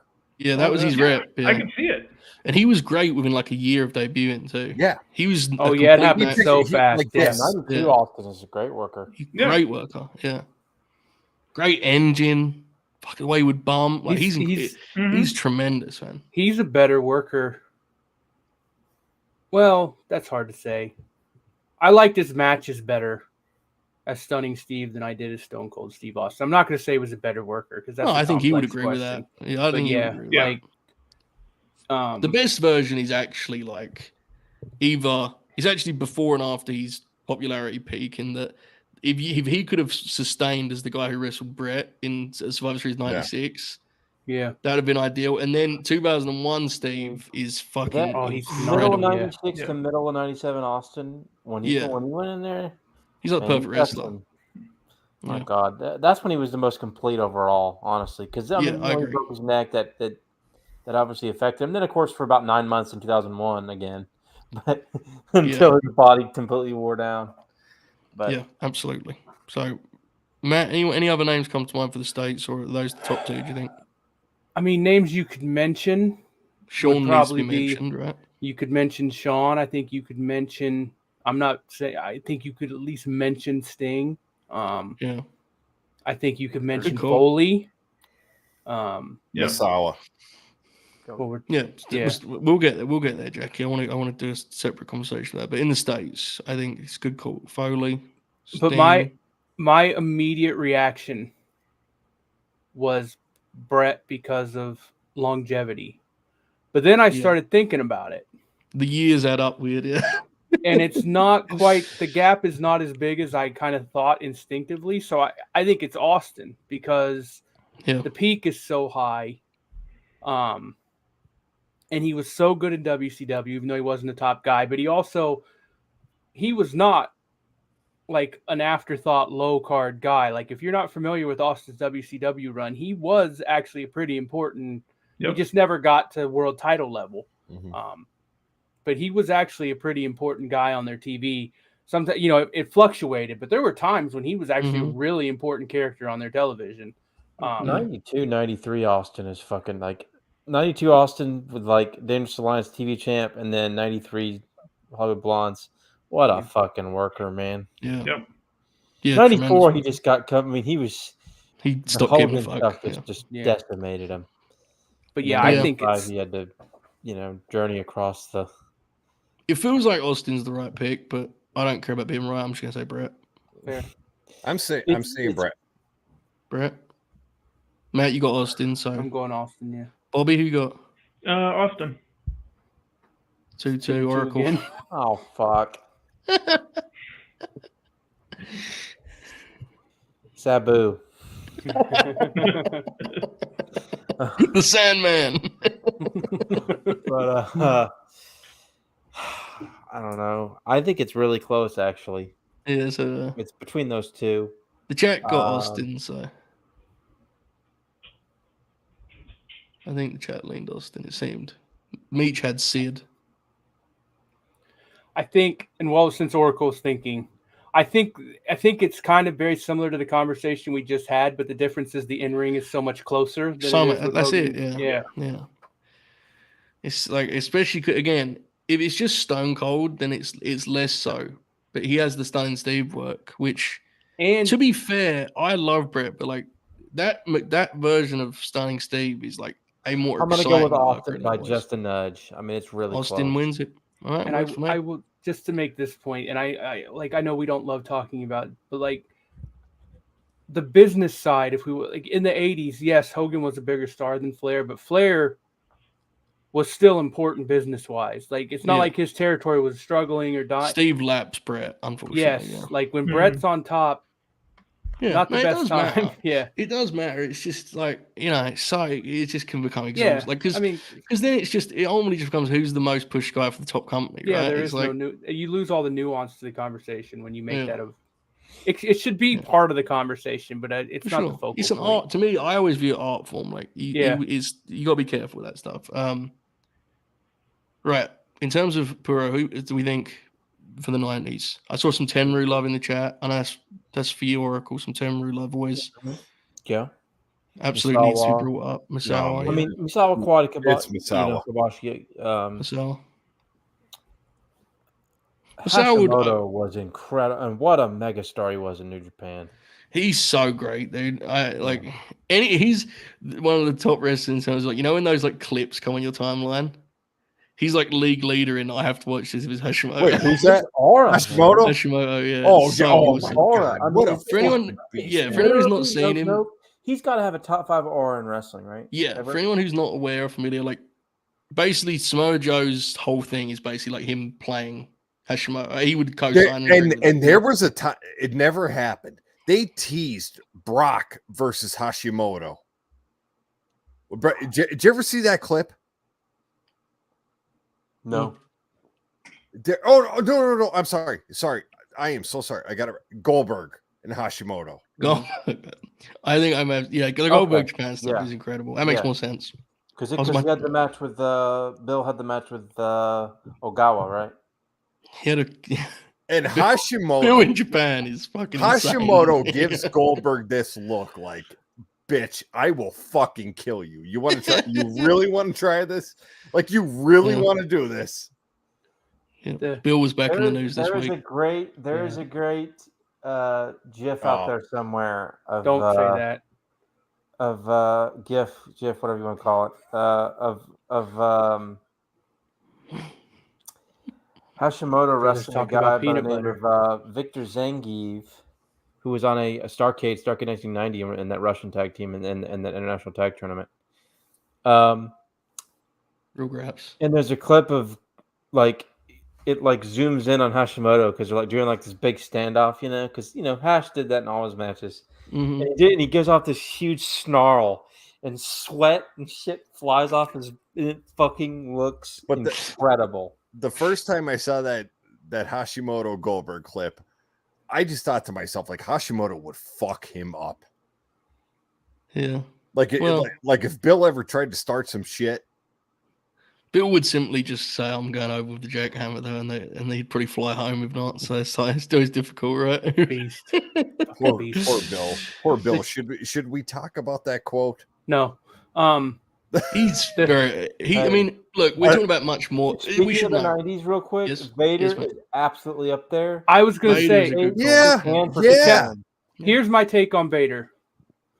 If that WWF run would have went better, He might be the pick for real. he might be the pick because he's got Japan, he's got WCW, but that WWF run was so bad. Not all his fault. Was so it just kills him for me in this discussion. Not overall, but like no, he's definitely worth bringing up. It's true though. He does have he belongs in the conversation. He definitely warrants mention. The other thing, and Oracle, I may be wrong about this, but tell me.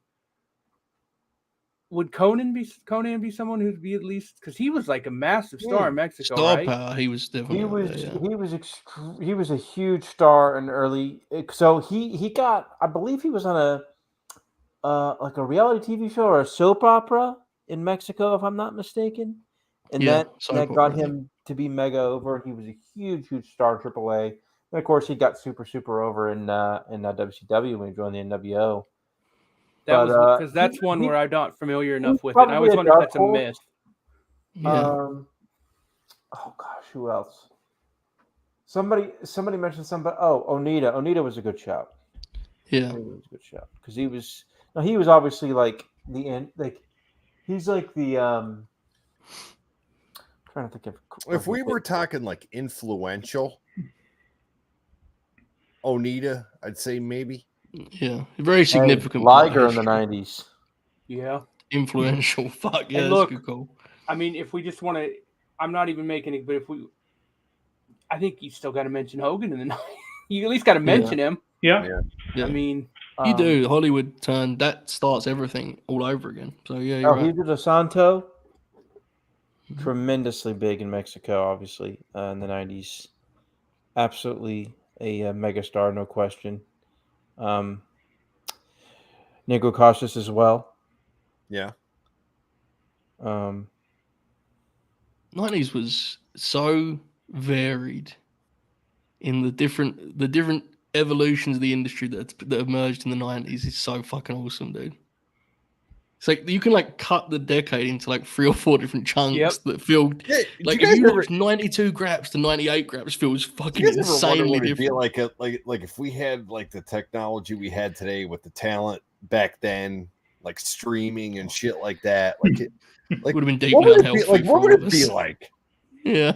Well, I will say this, and I've done this bit on here before, so I'm not going to do the whole bit, but if they all had Twitter in the 90s, our perception of a lot of these wrestlers would be very, very different. Oh, God. Muto. Yeah, absolutely. PG Muto was a massive star in the 90s. Dude, the 90s was sick, man. The best thing you can, people, and some of it's natural, and this happens with everything, but like you said, the evolution of wrestling was so quick and different back then. It's like we're a year from now. Dynamite will have been on TV longer than Nitro was. Yeah, I know, right? Like you don't. I do think AEW's emergence I do think we're returning to a more normal timeline though. In that, like guys are having shorter run. Like I guess my point would be, like when it was just WWE, it felt like guys just lived there forever.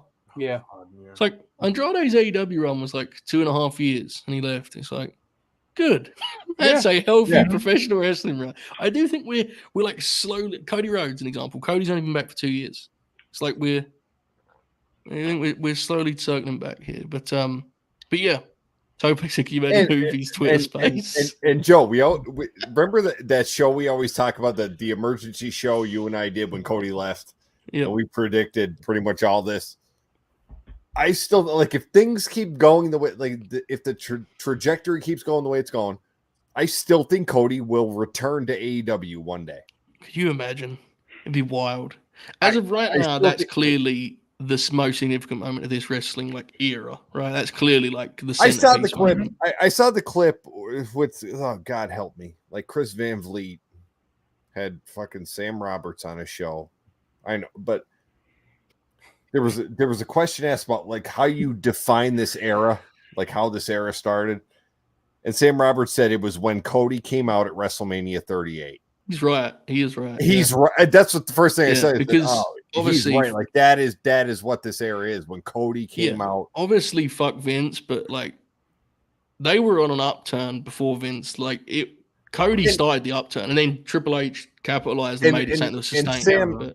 Sam, to his credit, pointed out he was like, because that was not WWE's Cody Rhodes coming back. That was AEW independent Cody Rhodes walking out on the WrestleMania stage with all that pyro and shit. We hadn't seen anything like that for over 20 years. It was very special. Great match too. All of those matches are great. The Backlash match doesn't get enough love. People remember Mania and they remember the Cell. The Backlash match is my favorite of those matches, dude. Him and Seth had really good matches. But okay, 2000s. I think this is the most up for grabs, to be honest. Cena. It gets started quite late though. If you're really looking at a full decade, you know. Yeah. Does it though? I just think that his won the world title in 2005. Yeah. Dragon is like again much lower level, so I'm not saying he's going to win it, but Dragon's great. Very early in that decade, very early. Here we go with the Kurt Angle stuff again. This would be his decade. I mean, this would be for it, sure right? Because he has the top guy around WWE. Do I have to give everybody another wrestling message board history lesson? No. I have to say it's Cena. Yeah. Oh man, I don't when know. does Cena really become great? To me, Cena was the top guy. But I think he became like the Cena we could think of after he came back when he beat Jericho his first year's 08. That was the beginning of that, and that was all the way in 2008. I don't even necessarily disagree with you, Jack, but I think he's great. I think it's closer for 2010s, but it's because he blends over. I think this whole period is literally 05 to 2015. So you can almost go either way, or you could go both. Fair.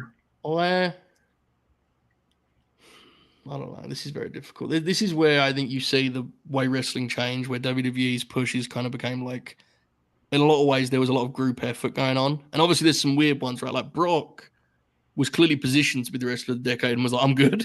Yeah. I'm good on that, actually, and left, which changes that whole timeline. There's some smart Joe talking in the chat. Look, obviously unfortunately, Joe ends that decade in a way that is, I think, hard to... Yeah, Ray's awesome, man. Ray's my pick. Dude. Yeah, Ray's up there. I think Shawn Michaels could be in this one as well. I don't know if he's quite there, but Shawn comes back in 2002, right? Yeah. He's around for most of the decade. You're right. Yeah, never really had a title run though. We got to be fair. If you are a big Jericho had a great decade, dude. If Jericho you're had a great Kurt Angle fan, I understand it. Yeah, Jericho had a great decade. He did. Yes, he did. Jericho had a great decade. This is interesting. Sneaky, Mean Mark case emerging. He's really good in the second half of the decade. Yeah, and he has flashes in the first half. I don't know. That one's actually quite good. I see. Mm-hmm. That's true. Yeah, look, Bob, we've picked like 4 pieces of shit already, bro. You can pick. He's less problematic than everyone else we've picked. Let's be real. He's bad for. AJ was awfully good in the 2000s. I think he gets will be stronger case for I think him, he gets the next one. His 2000s was. He's fucking incredible. Yeah, unbelievable. I mean, he was the draw. He was the selling point for me when I was a kid. TNA, you know. The fact that I think the 2010s he's better it says a lot. Really. I'm going to submit James Storm. James Storm. There you go, folks. He's on the board. James Storm. He's on the board. Let's do this Taker thing. 2000, very unfortunate, right? Yeah. 2001, is he still unfortunate? I don't know. I haven't seen all of it. Yeah. 2002, he's good, right? Yeah. He's fine. When he does the sports style when he does the sports style presentation. Yes, the Hogan and Triple H matches were bad, but literally the rest of the year he was good. I would say. Yeah. Okay. Initially, the revert back to the dead man is unfortunate, but then I think he's great from like. Let me say this in defense of Bobby. He was the one who watched this the most recently of any of us. Yes, he did. Yes, So he did. I'll I say haven't that seen for- all of it. for- 03 is for not great. He's also not working with anyone good for a lot of these times, though. Like, That's a good point, actually. Yeah, I'm 04, when he surprised. comes back to the dead man, like he does the Dudley stuff, and Dude, he's bad. I'm the more we talk about this, the more confident I'm in that Ray pick, dude. I think it is Ray. Ray, he became a genuine top guy with that frame. Like, that was transformative. And he's so fucking good in the two. Like, how many years is he their best TV guy? You know, like Yeah. he's so good. Is he the tippy top guy? No, but he was like a big player. And you never would have guessed that in the 90s necessarily, right? You would never thought he's going to go to WWE and evolve and be a main event guy. So, Low I don't know. key. Listen, prime low key, I'm joking. but Jack, let's be real. Piece Prime of low shit. key was Yes. fucking incredible. Yeah. Someone asked I was doing the Hobbit House show, and someone asked in chat, "What do you think of the early Brian Loki matches?" And I was like, kind of walking around it, and I just said it. I was like, Loki's like kind of the better guy in a lot of those matches initially because that's how good he was. Loki was, and I think Brian would say that. Like Loki was incredible. He just honestly choices were made. Loki, I think just fucking got full of himself as time went on. Ares is the same. Ares was a really good worker. cool, man. Yeah, they tried to rib him, and he did. Yeah. That's fucking art. All right. I'm picking Ray Jr. Matt, who you got? 2000s. Triple H. Randy Orton. No, I do think it. I think it sums up Triple H's career perfectly. That he's probably the most consistently on top or near the top guy in that company for that entire decade, and nobody even mentioned him. In the chat, even no one said him. Randy Orton was awfully fucking good from like 04 to 06, bro. That's the problem is I don't like the initial work as the Viper is unfortunate, I think. I think he gets better at it, you know? I think, when Randy becomes the Viper and he becomes like a pervert, yeah. I think it affects his work for a long time. That was like and then he gets figures out. Yeah. Wasn't that was like 09? Was it? Oh, maybe. I don't know. I thought it was like 07. I always think of Randy dropping off in like 06. No, he was really good in 06. Yeah. Well, after that, is he good in the rest of the decade? I always remember those years being very slim. Good. I think he's good. Now the early Viper stuff kind of happens in 07, but he's still really good. Like Age of Orton title reign 6 months. That shit was good. Like I haven't seen it all 08. so. Now the actual Viper like crazy wacky shit is when he has the IED shit or whatever the hell they call it. Yeah, that was like 09. Yeah. The thing with Randy is he's too inconsistent to win the rest of the decade. That's part of the charm of Randy. He's mercurial, right? Right. I have I have no answer to this question, so I'm gonna go vibes and just vote for Booker T. Respect. He was on Maven's channel today. You see that? God bless. Booker T was a WCW champion multiple times in the decade. World champion. You could just say you were going on vibes. Don't give a case. No need for this. I do. Booker does pop me though. Bob, who you got? Yeah, I think it's Ray. My God. Bobby co-signs the Ray Jr. pick. Jackie? His title run is unfortunate, but that's not his fault. So it's also short, right? Yeah, that's true. Jackie, you got Cena, right? I'm sticking with Cena. Yeah. Oracle? What are you thinking? 2000s. Rest of the decade. Ray. There you go. Ray Jr. takes it. All right. 2010s. As I mentioned earlier, my pick for this was AJ. I'm pretty locked in on this.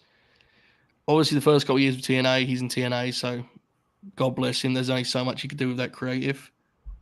But the New Japan run, and then what he did in the late 2010s in WWE, I think is honestly extraordinary.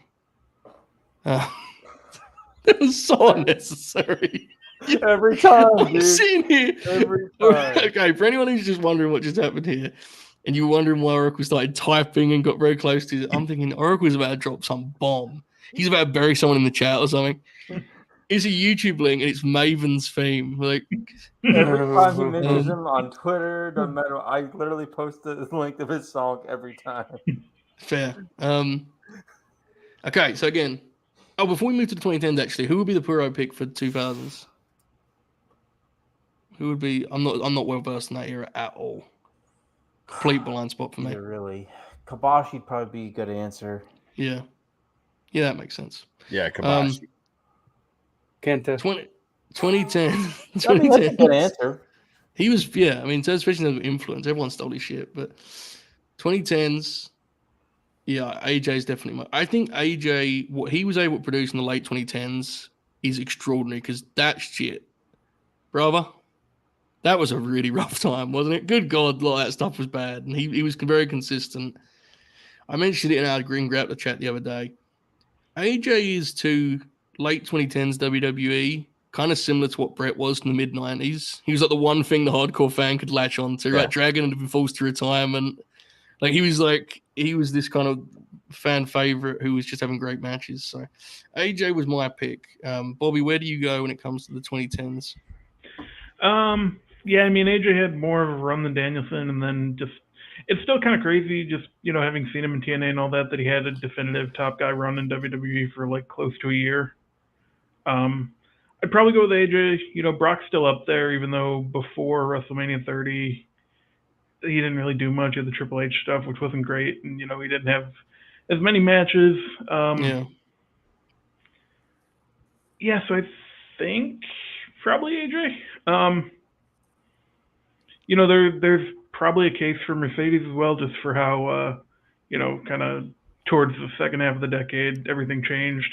Very important, yeah. Very, very important. I just think because it happens deep in the decade, I think she suffers for that, which is obviously not her fault, goes without saying. Punk is excluded, obviously, because he's incredible for the first 3 years of the decade. But he's gone after that, right? Unfortunately. So, 4 years of the decade. So, he's gone after that. Dragon misses 4 years, which is tough for his case. Even though I think he's still one of the top candidates just on what he does when he's around, right? Same as we see in AEW. Wins the rest of the year while missing 4 months or whatever. But I still think it's hard to overcome. I don't know. Oracle, what do you reckon, 2010s? It's tough. I still think, I think Cena has a case for it. AJ, for sure. I think, is obviously a very strong case.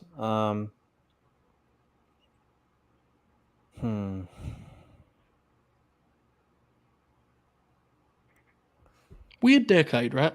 Yeah, it's weird tough, one. Easy for me. Easy, Jackie. Who you got? Brock. Easy, you think? Okay. Easy. Why would you say it's easy? He had the big comeback in 2012. Yeah. Yeah, got off to a rocky start. But then he destroys Cena in a match at the second biggest event of the year that we've never seen before, where he fucking demolished the top guy. Yeah. Breaks the streak. Fucking incredible matches with AJ Styles. Incredible match with Bryan Danielson. When he wanted to turn it on, he turned it on. He also had defining matches with the next guy in Roman. It's Brock. The issue is, though, it's so much. He represents so much bad of the decade, too. Though. Yeah. Dude, look, Jack, in hindsight, we can say, but let's be real. When they put the belt back on him in 2018, 2019, fuck, no one wanted to see that anymore, dude. It was brutal. I don't think he can win it. That's not his fault. That's it's that not, was, but we have to that consider wasn't his decision. Yeah, but we do have to consider if I have to associate anything with that stretch of time from 2012 when he came back to, it's Brock. Yeah.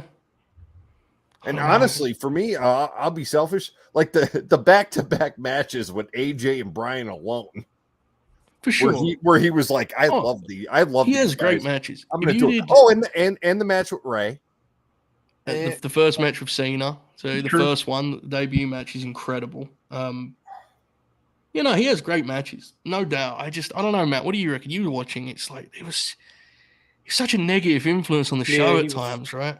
He was actively a negative there for long stretches. Jack's case is strong. Yeah. But yeah, I can't vote for him. Who do you lean in towards, you reckon? I'm going with Shinsuke Nakamura.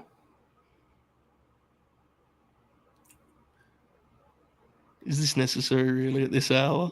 Yeah, man. Because there's holes in everyone's case as usual. You cannot do this to me right now. Nakamura. You've seen the least Shinsuke of anyone on here. That's what makes it best. Wait. That's why We're doing US too. We're doing Fuck US. me.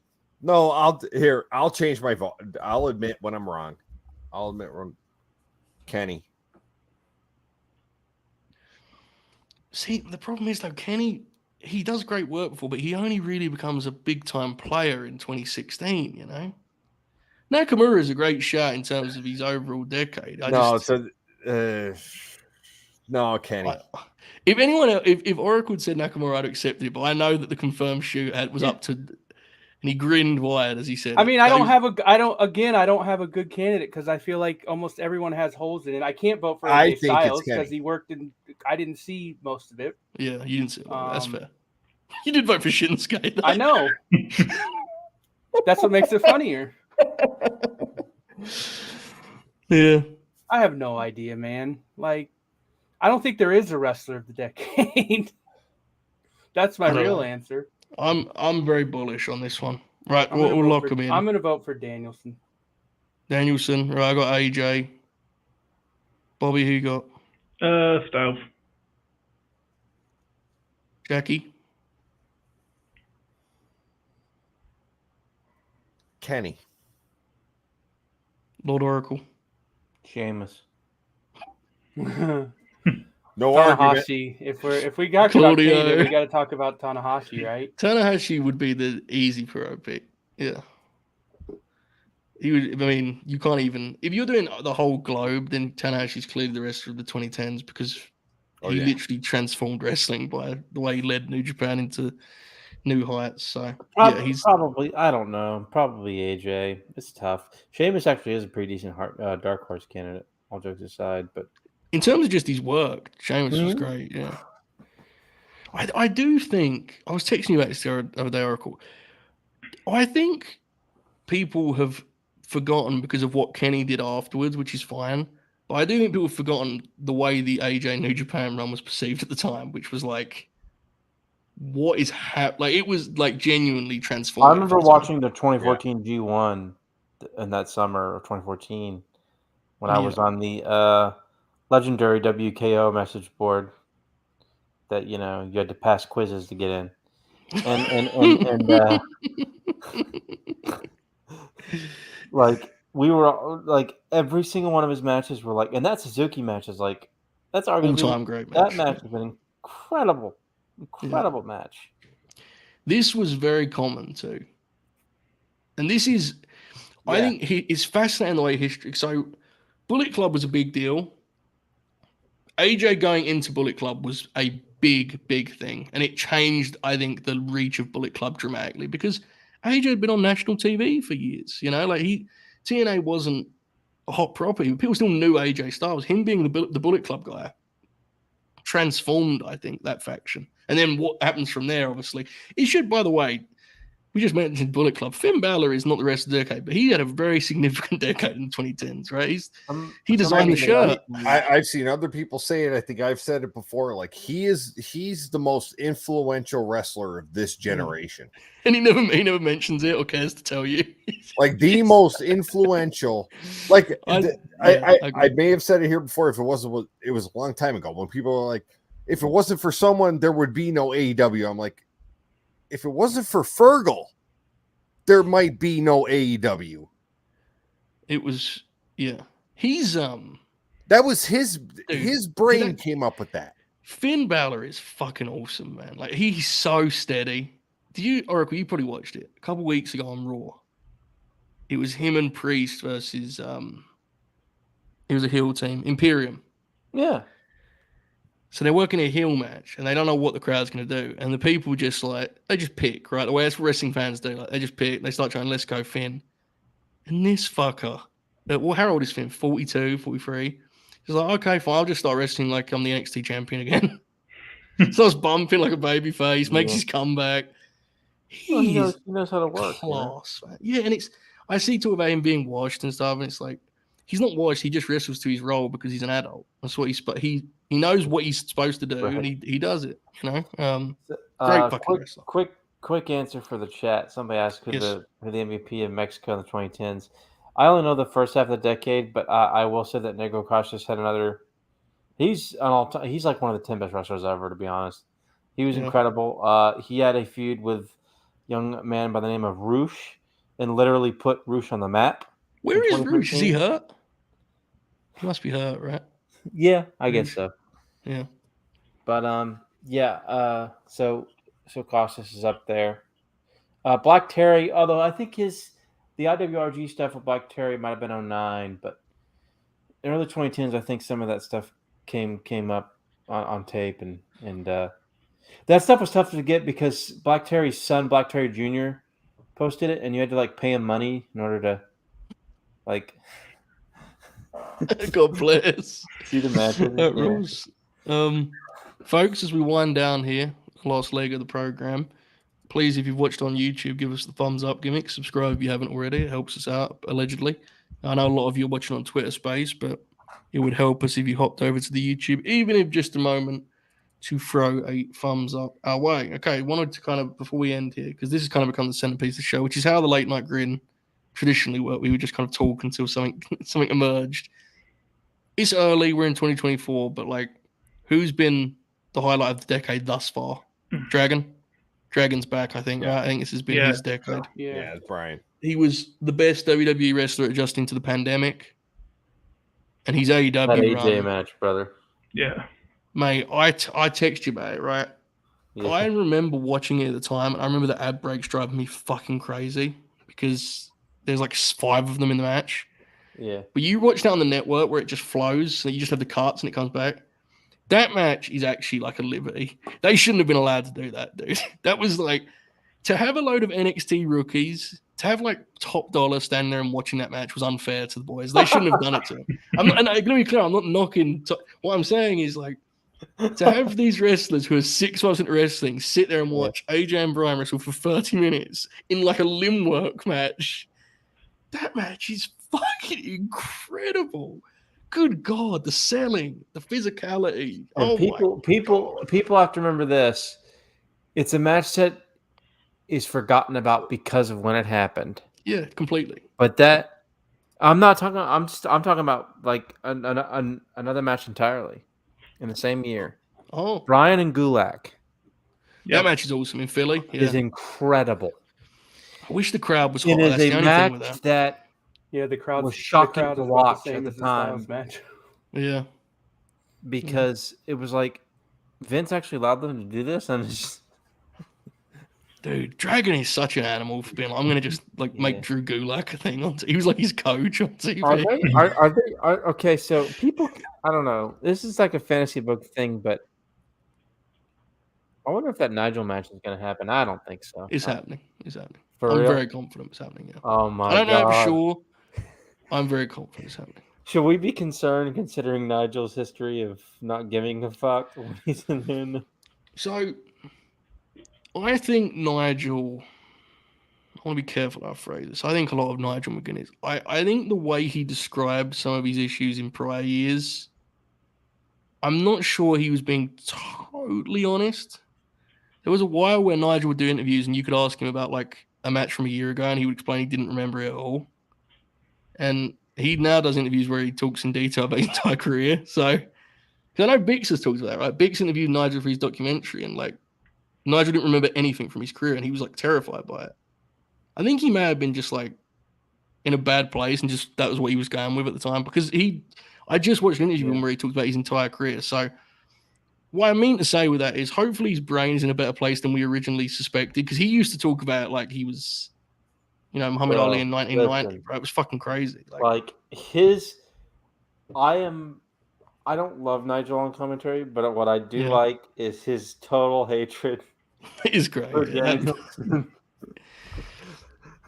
Yeah, and fucking rules. Listen, dude, So I don't know the angle that they're gonna do, and I don't know how they're gonna get there. It's gonna rule. But Yeah, it's gonna be make awesome. me fucking pop huge when they fucking do it. Like, so, but before we do cut out, I have a now that we've reached the end of where we are now, since we're at 2024, let's predict in 2030 who are we talking about as the wrestoler of the. It's gonna be so spooky, bro. I think it's like if we reconvene here in 2030. Who are we talking about as the wrestler of the 2020? I think it'll be Cody Rhodes. To be honest. I think it'll be Cody Rhodes or Gunther. Will Ospreay. Could definitely be Will Ospreay. do we think any women have any chances? I mean, Rhea Ripley definitely does. Mercedes, if she really has if Mercedes is really good in the ring. This is the first decade in the States where a female wrestler has a real shot at it because, as Bob mentioned earlier, Mercedes got the ball rolling big time in 2015. So half of the decade, they had no chance to win it, right, in America because they weren't given real matches. 2020s, they've got a shot. I think Rhea's a candidate. I think if Bianca sticks around long enough, she can be one. Yeah. Fuck, look what she's done already. I don't think she'll be in the industry like to that length. I could be wrong. Hopefully she is. She's awesome. Look, Tiff Strat is going to make some serious money, bro. I mean, what? Yeah, who knows? You know, I'm afraid we won't get that singles match we want, but no, they're doing a 6-woman, right? I think. Yeah.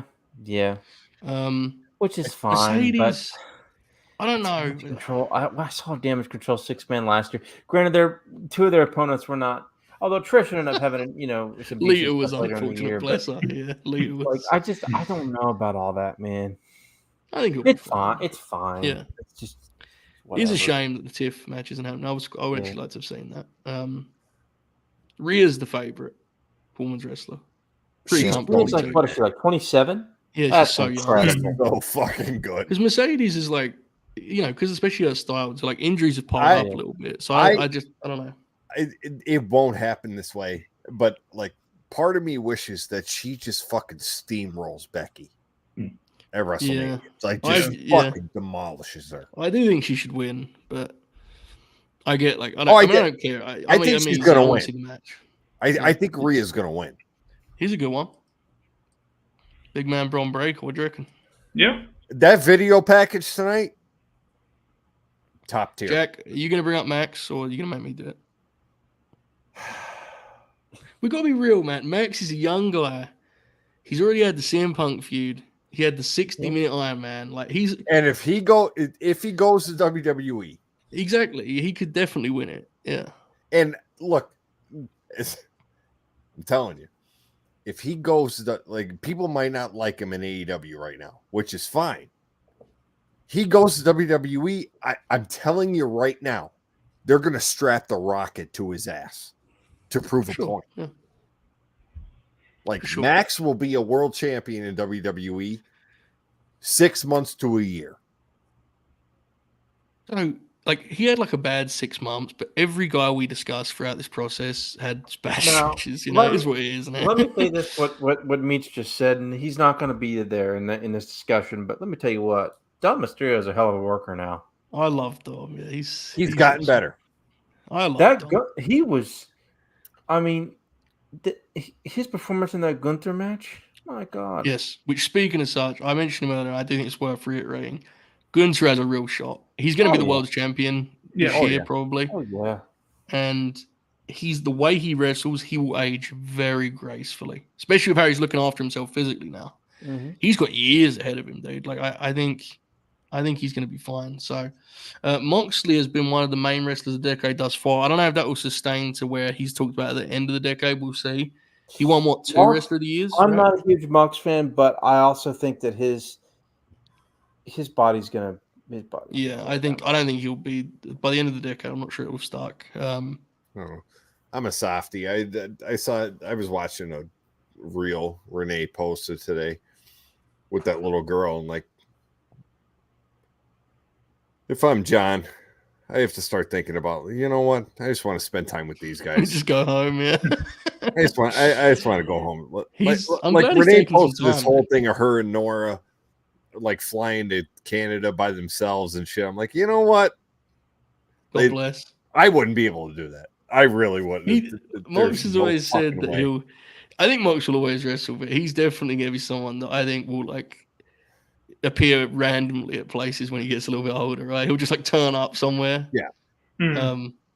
Mox is. Do you guys ever think he goes back to WWE at some point? Again, I'm not the hugest fan, but he's very much a follower of Terry Funk, and that he'll just turn up wherever. Yeah.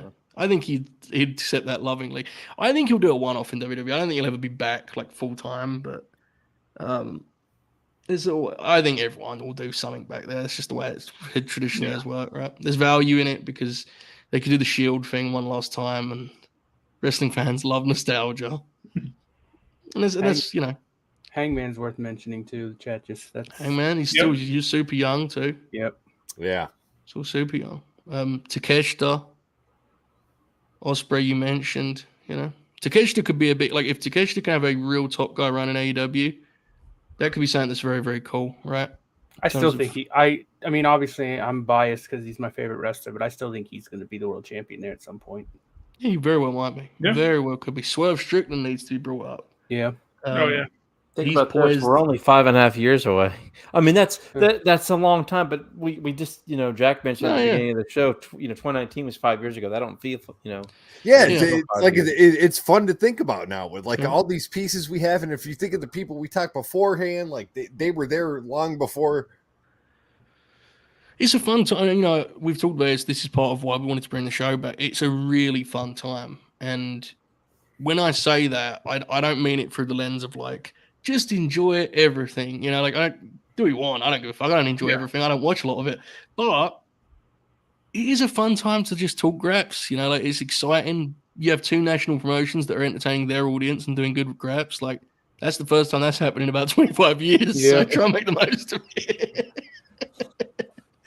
So yeah, I mean, moving forward, folks, the next few weeks, I was mentioning to the guys, a lot of the shows have got like specific topics. Next week's the Mania preview. The week after that will be a Supercard review. Supercard's got Mark Briscoe and Eddie Kingston, Athena and Sheeta. There's some cool shit on there. Billy's Wrestling Queen, right, Matt? Yes. Somebody just asked in the chat about my thoughts on the TV tournament. I'm going to be honest. I kind of fell off with Ring of Honor. I did watch this week's show, and I liked it a lot.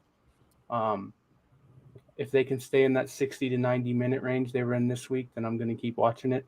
Those 2+ hour shows were just broke. It honestly, it wasn't even like an intentional choice. I just was busy on a couple of Thursdays, and then I just never, you know, I like to watch it. So it's like, we got to get caught up. And then it was too much to get caught up. And then I was just like, fuck it. But I had to watch this week's show because the Billy and Mercedes Martinez match was great.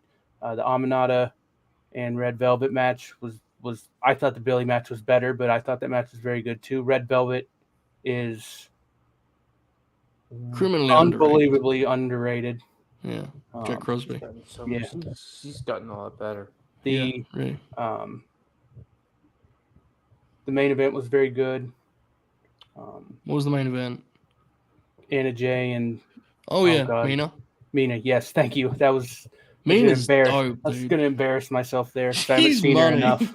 Yeah, she was cool as hell, and I will like, and it's measured, but Anna kept up with her. Like Anna's having a decent year so far. Yes, I'm not saying she's a good worker or anything. She's had like 3 or 4 decent matches in a row. She looked like a lost cause to me a few months ago, and now I'm kind of like, all right, because she's still young. I think being a babyface helps because like, while she doesn't have a lot of energy, she doesn't have to like act. Right. When she was trying to be like a bitch on TV, it doesn't seem like her nature at all. No. Yeah. I don't know Anna Jay, but like watching her try to be a heel, she did not strike me as someone that had particularly great knack at it, to be honest with you. And the other thing I'll say is, and he looked again, but like JJ's told me, Lee Johnson seems like he's talented. Yeah, man. They should give him something. I mean, I'd like to see him get some spots on Collision. There's some guys that get spots on Collision regularly that fucking suck. So I'd like to see Lee Johnson get those spots. I mean, next time they have 4 minutes, I don't want to see Boulder, Bronson, fucking wherever, Jameson, wherever they're calling those fellas now. I don't want to see them. Have Lee Johnson do a handicap match instead. I'd rather see that. But what is my opinion of House of Black losing to the Infantry? Infantry's a good team. A lot of upside there. I've only seen that one. I mean, Sean Dean had a very unfortunate showing in that match. I want to see what the FTR do with them. To Poorly Oracle, poorly booked, to be clear, but to quote Oracle, FTR can get them to a 3.5 if willing. If willing was the quote. That's right. I did send that, didn't I? That was a good segment they had. Hopefully the match is good. It's next Saturday, right? No collision tomorrow. Dax said they're good, so they're good. Let me quickly make a shout real quick. Go for it. You know, if you can, and I just did this on the whim because I think it's funny, and I also am somewhat genuine about it. But you know, during Mania Week, there's a longtime personal close friend of mine who will be doing 11 shows on a platform known as IWTV. If you got a little bit of money to fork over, put some money into that, because God bless for doing 11 thoughts and prayers in Philadelphia, Pennsylvania. Yeah. Oh, my poor brother. So, you know. Speaking of such, Andrew G 100 Beers and said, going to Philly, God bless, but not sure want to fork the money to go to Mania, but we'll definitely go to a Joshi show and ROH, maybe NXT. Now, you got your answer, bro. There's 11 shows waiting for you. You know? Yeah. We don't know how good they'll be, but there's going to be 11 of them. When's the Stardom show? The Dean show is going to be cool. Good. That'll be cool. I'm going to try and watch that show. That's going to be cool. The start, I don't know. Is it Tokyo Joshi Pro show? Is Stardom running it? I don't know. Yes, there's a Stardom show that weekend too. Sick. Because Mariah's working Thursday at 4 p.m. Okay. Oh, is it 2300 Arena? Fuck, I'll still be working. I can't watch any more shows from there. I used to watch Ring of Honor TVs from there so much. Maybe I'll catch it. I'm definitely going to watch. I'm going to try and catch on the Dean show. I'm going to watch Bloodsport. I always watch Bloodsport even when I don't really enjoy it. It's just a thing I do. Supercard. We'll see. We'll see how we feel that week. But, speaking of Supercard, as I was saying, next week will be, or 2 weeks from now will be the review for that. And then the months will kind of emerge from there. But sometimes we're going to just do shows like this. The thumbnail will be a Survivor Series team, plus the Late Night Grin logo. We'll just come and talk graps. We hope you did enjoy this. It was very fun to be back. And let's just have a casual wrestling conversation with some pals. You know, it's very, very fun. So, we had nothing planned for this show, and there it is. Yeah. Yep. Congrats, bro. Called it in the ring. Real pros. Bock would be proud. All right. Let's do some plugs and get the hell out of here. Bobby, anything to put over, anything to plug? Yes, Grin Grappler, Mr. Perfect, this Tuesday at, what do we do, 8 Eastern? 8 Eastern? Yeah. We may do 9. Depends what Oracle can do. 9 Eastern. 9. Let's do 9 because do 9. It's probably safer now because work's crazy. Yeah. On this very channel, you can see the match listing on our Twitter account. At Late Night Grin. Yes. Yeah, it's a fun one too because I absolutely made it sure I'm putting the contract that we'd cut off at 93. You can see it here because I'm the only one who showed up in uniform. True, uniform. How'd you get that? How'd you get that, Jack? I don't know. Just showed up.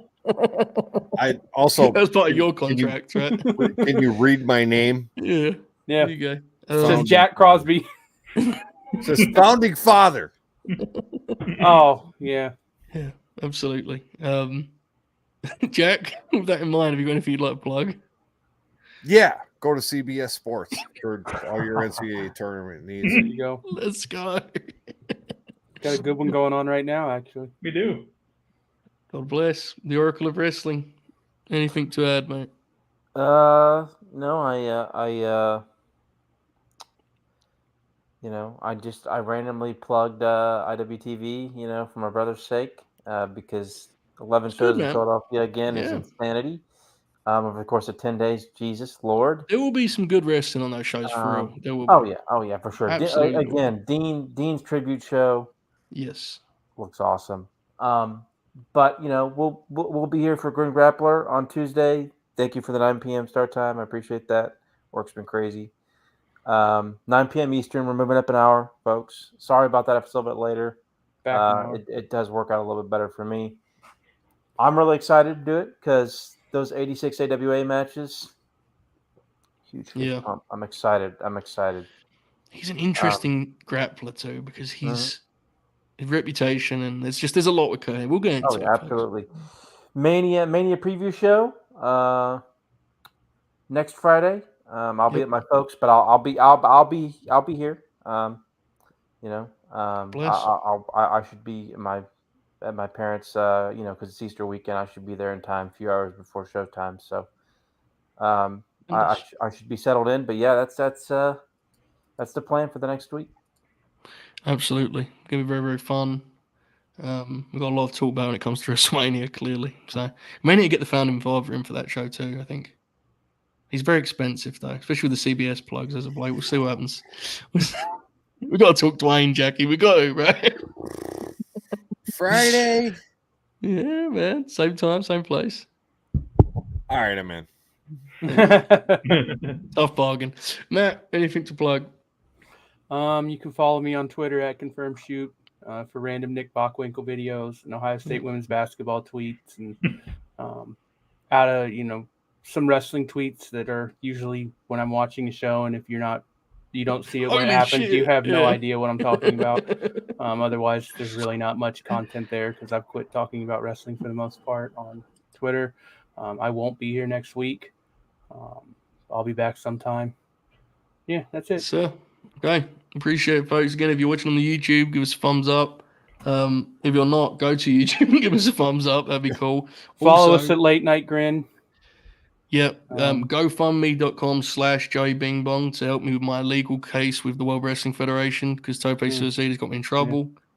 Yeah, I think that's everything. All right. We have merch. Yes. I need Joe to tweet the link because apparently the URL doesn't work anymore. LateNightGrinshop.com doesn't work anymore. I need to fix that at some point. Oh, really? Yeah. So I'm probably going to tweet it now. We need to add a link to the website, and yes, I think there's a sale going on right now if I remember right. There is another sale. Yeah, you're right. Yeah. Nice. So, okay, but again, tweet this, as always, we don't actually expect you to buy anything, but if you want to, that would be. There are some nice shirts, dude. I mean, tie-dye LNG is kind of crazy, right? The tie-dye shirt, yeah. We got that for Adrian's mom. She got it. She sent me a picture. It looks fucking awesome in person. Like, yeah. Real graps. I love it. All right. Post me a Twitter link in a minute because it's being done on my phone because I'm using latenightgrinshop.com. All right. Stokely did say real graps. Shout out Stokely halfway. Check out his interview on Wrestle Purist, which we are not affiliated with. Yes. But it was a cool interview anyway. All right. We love you. Now we're going to leave you. See you for Grin Grappler, folks. Enjoy this outro. Or how.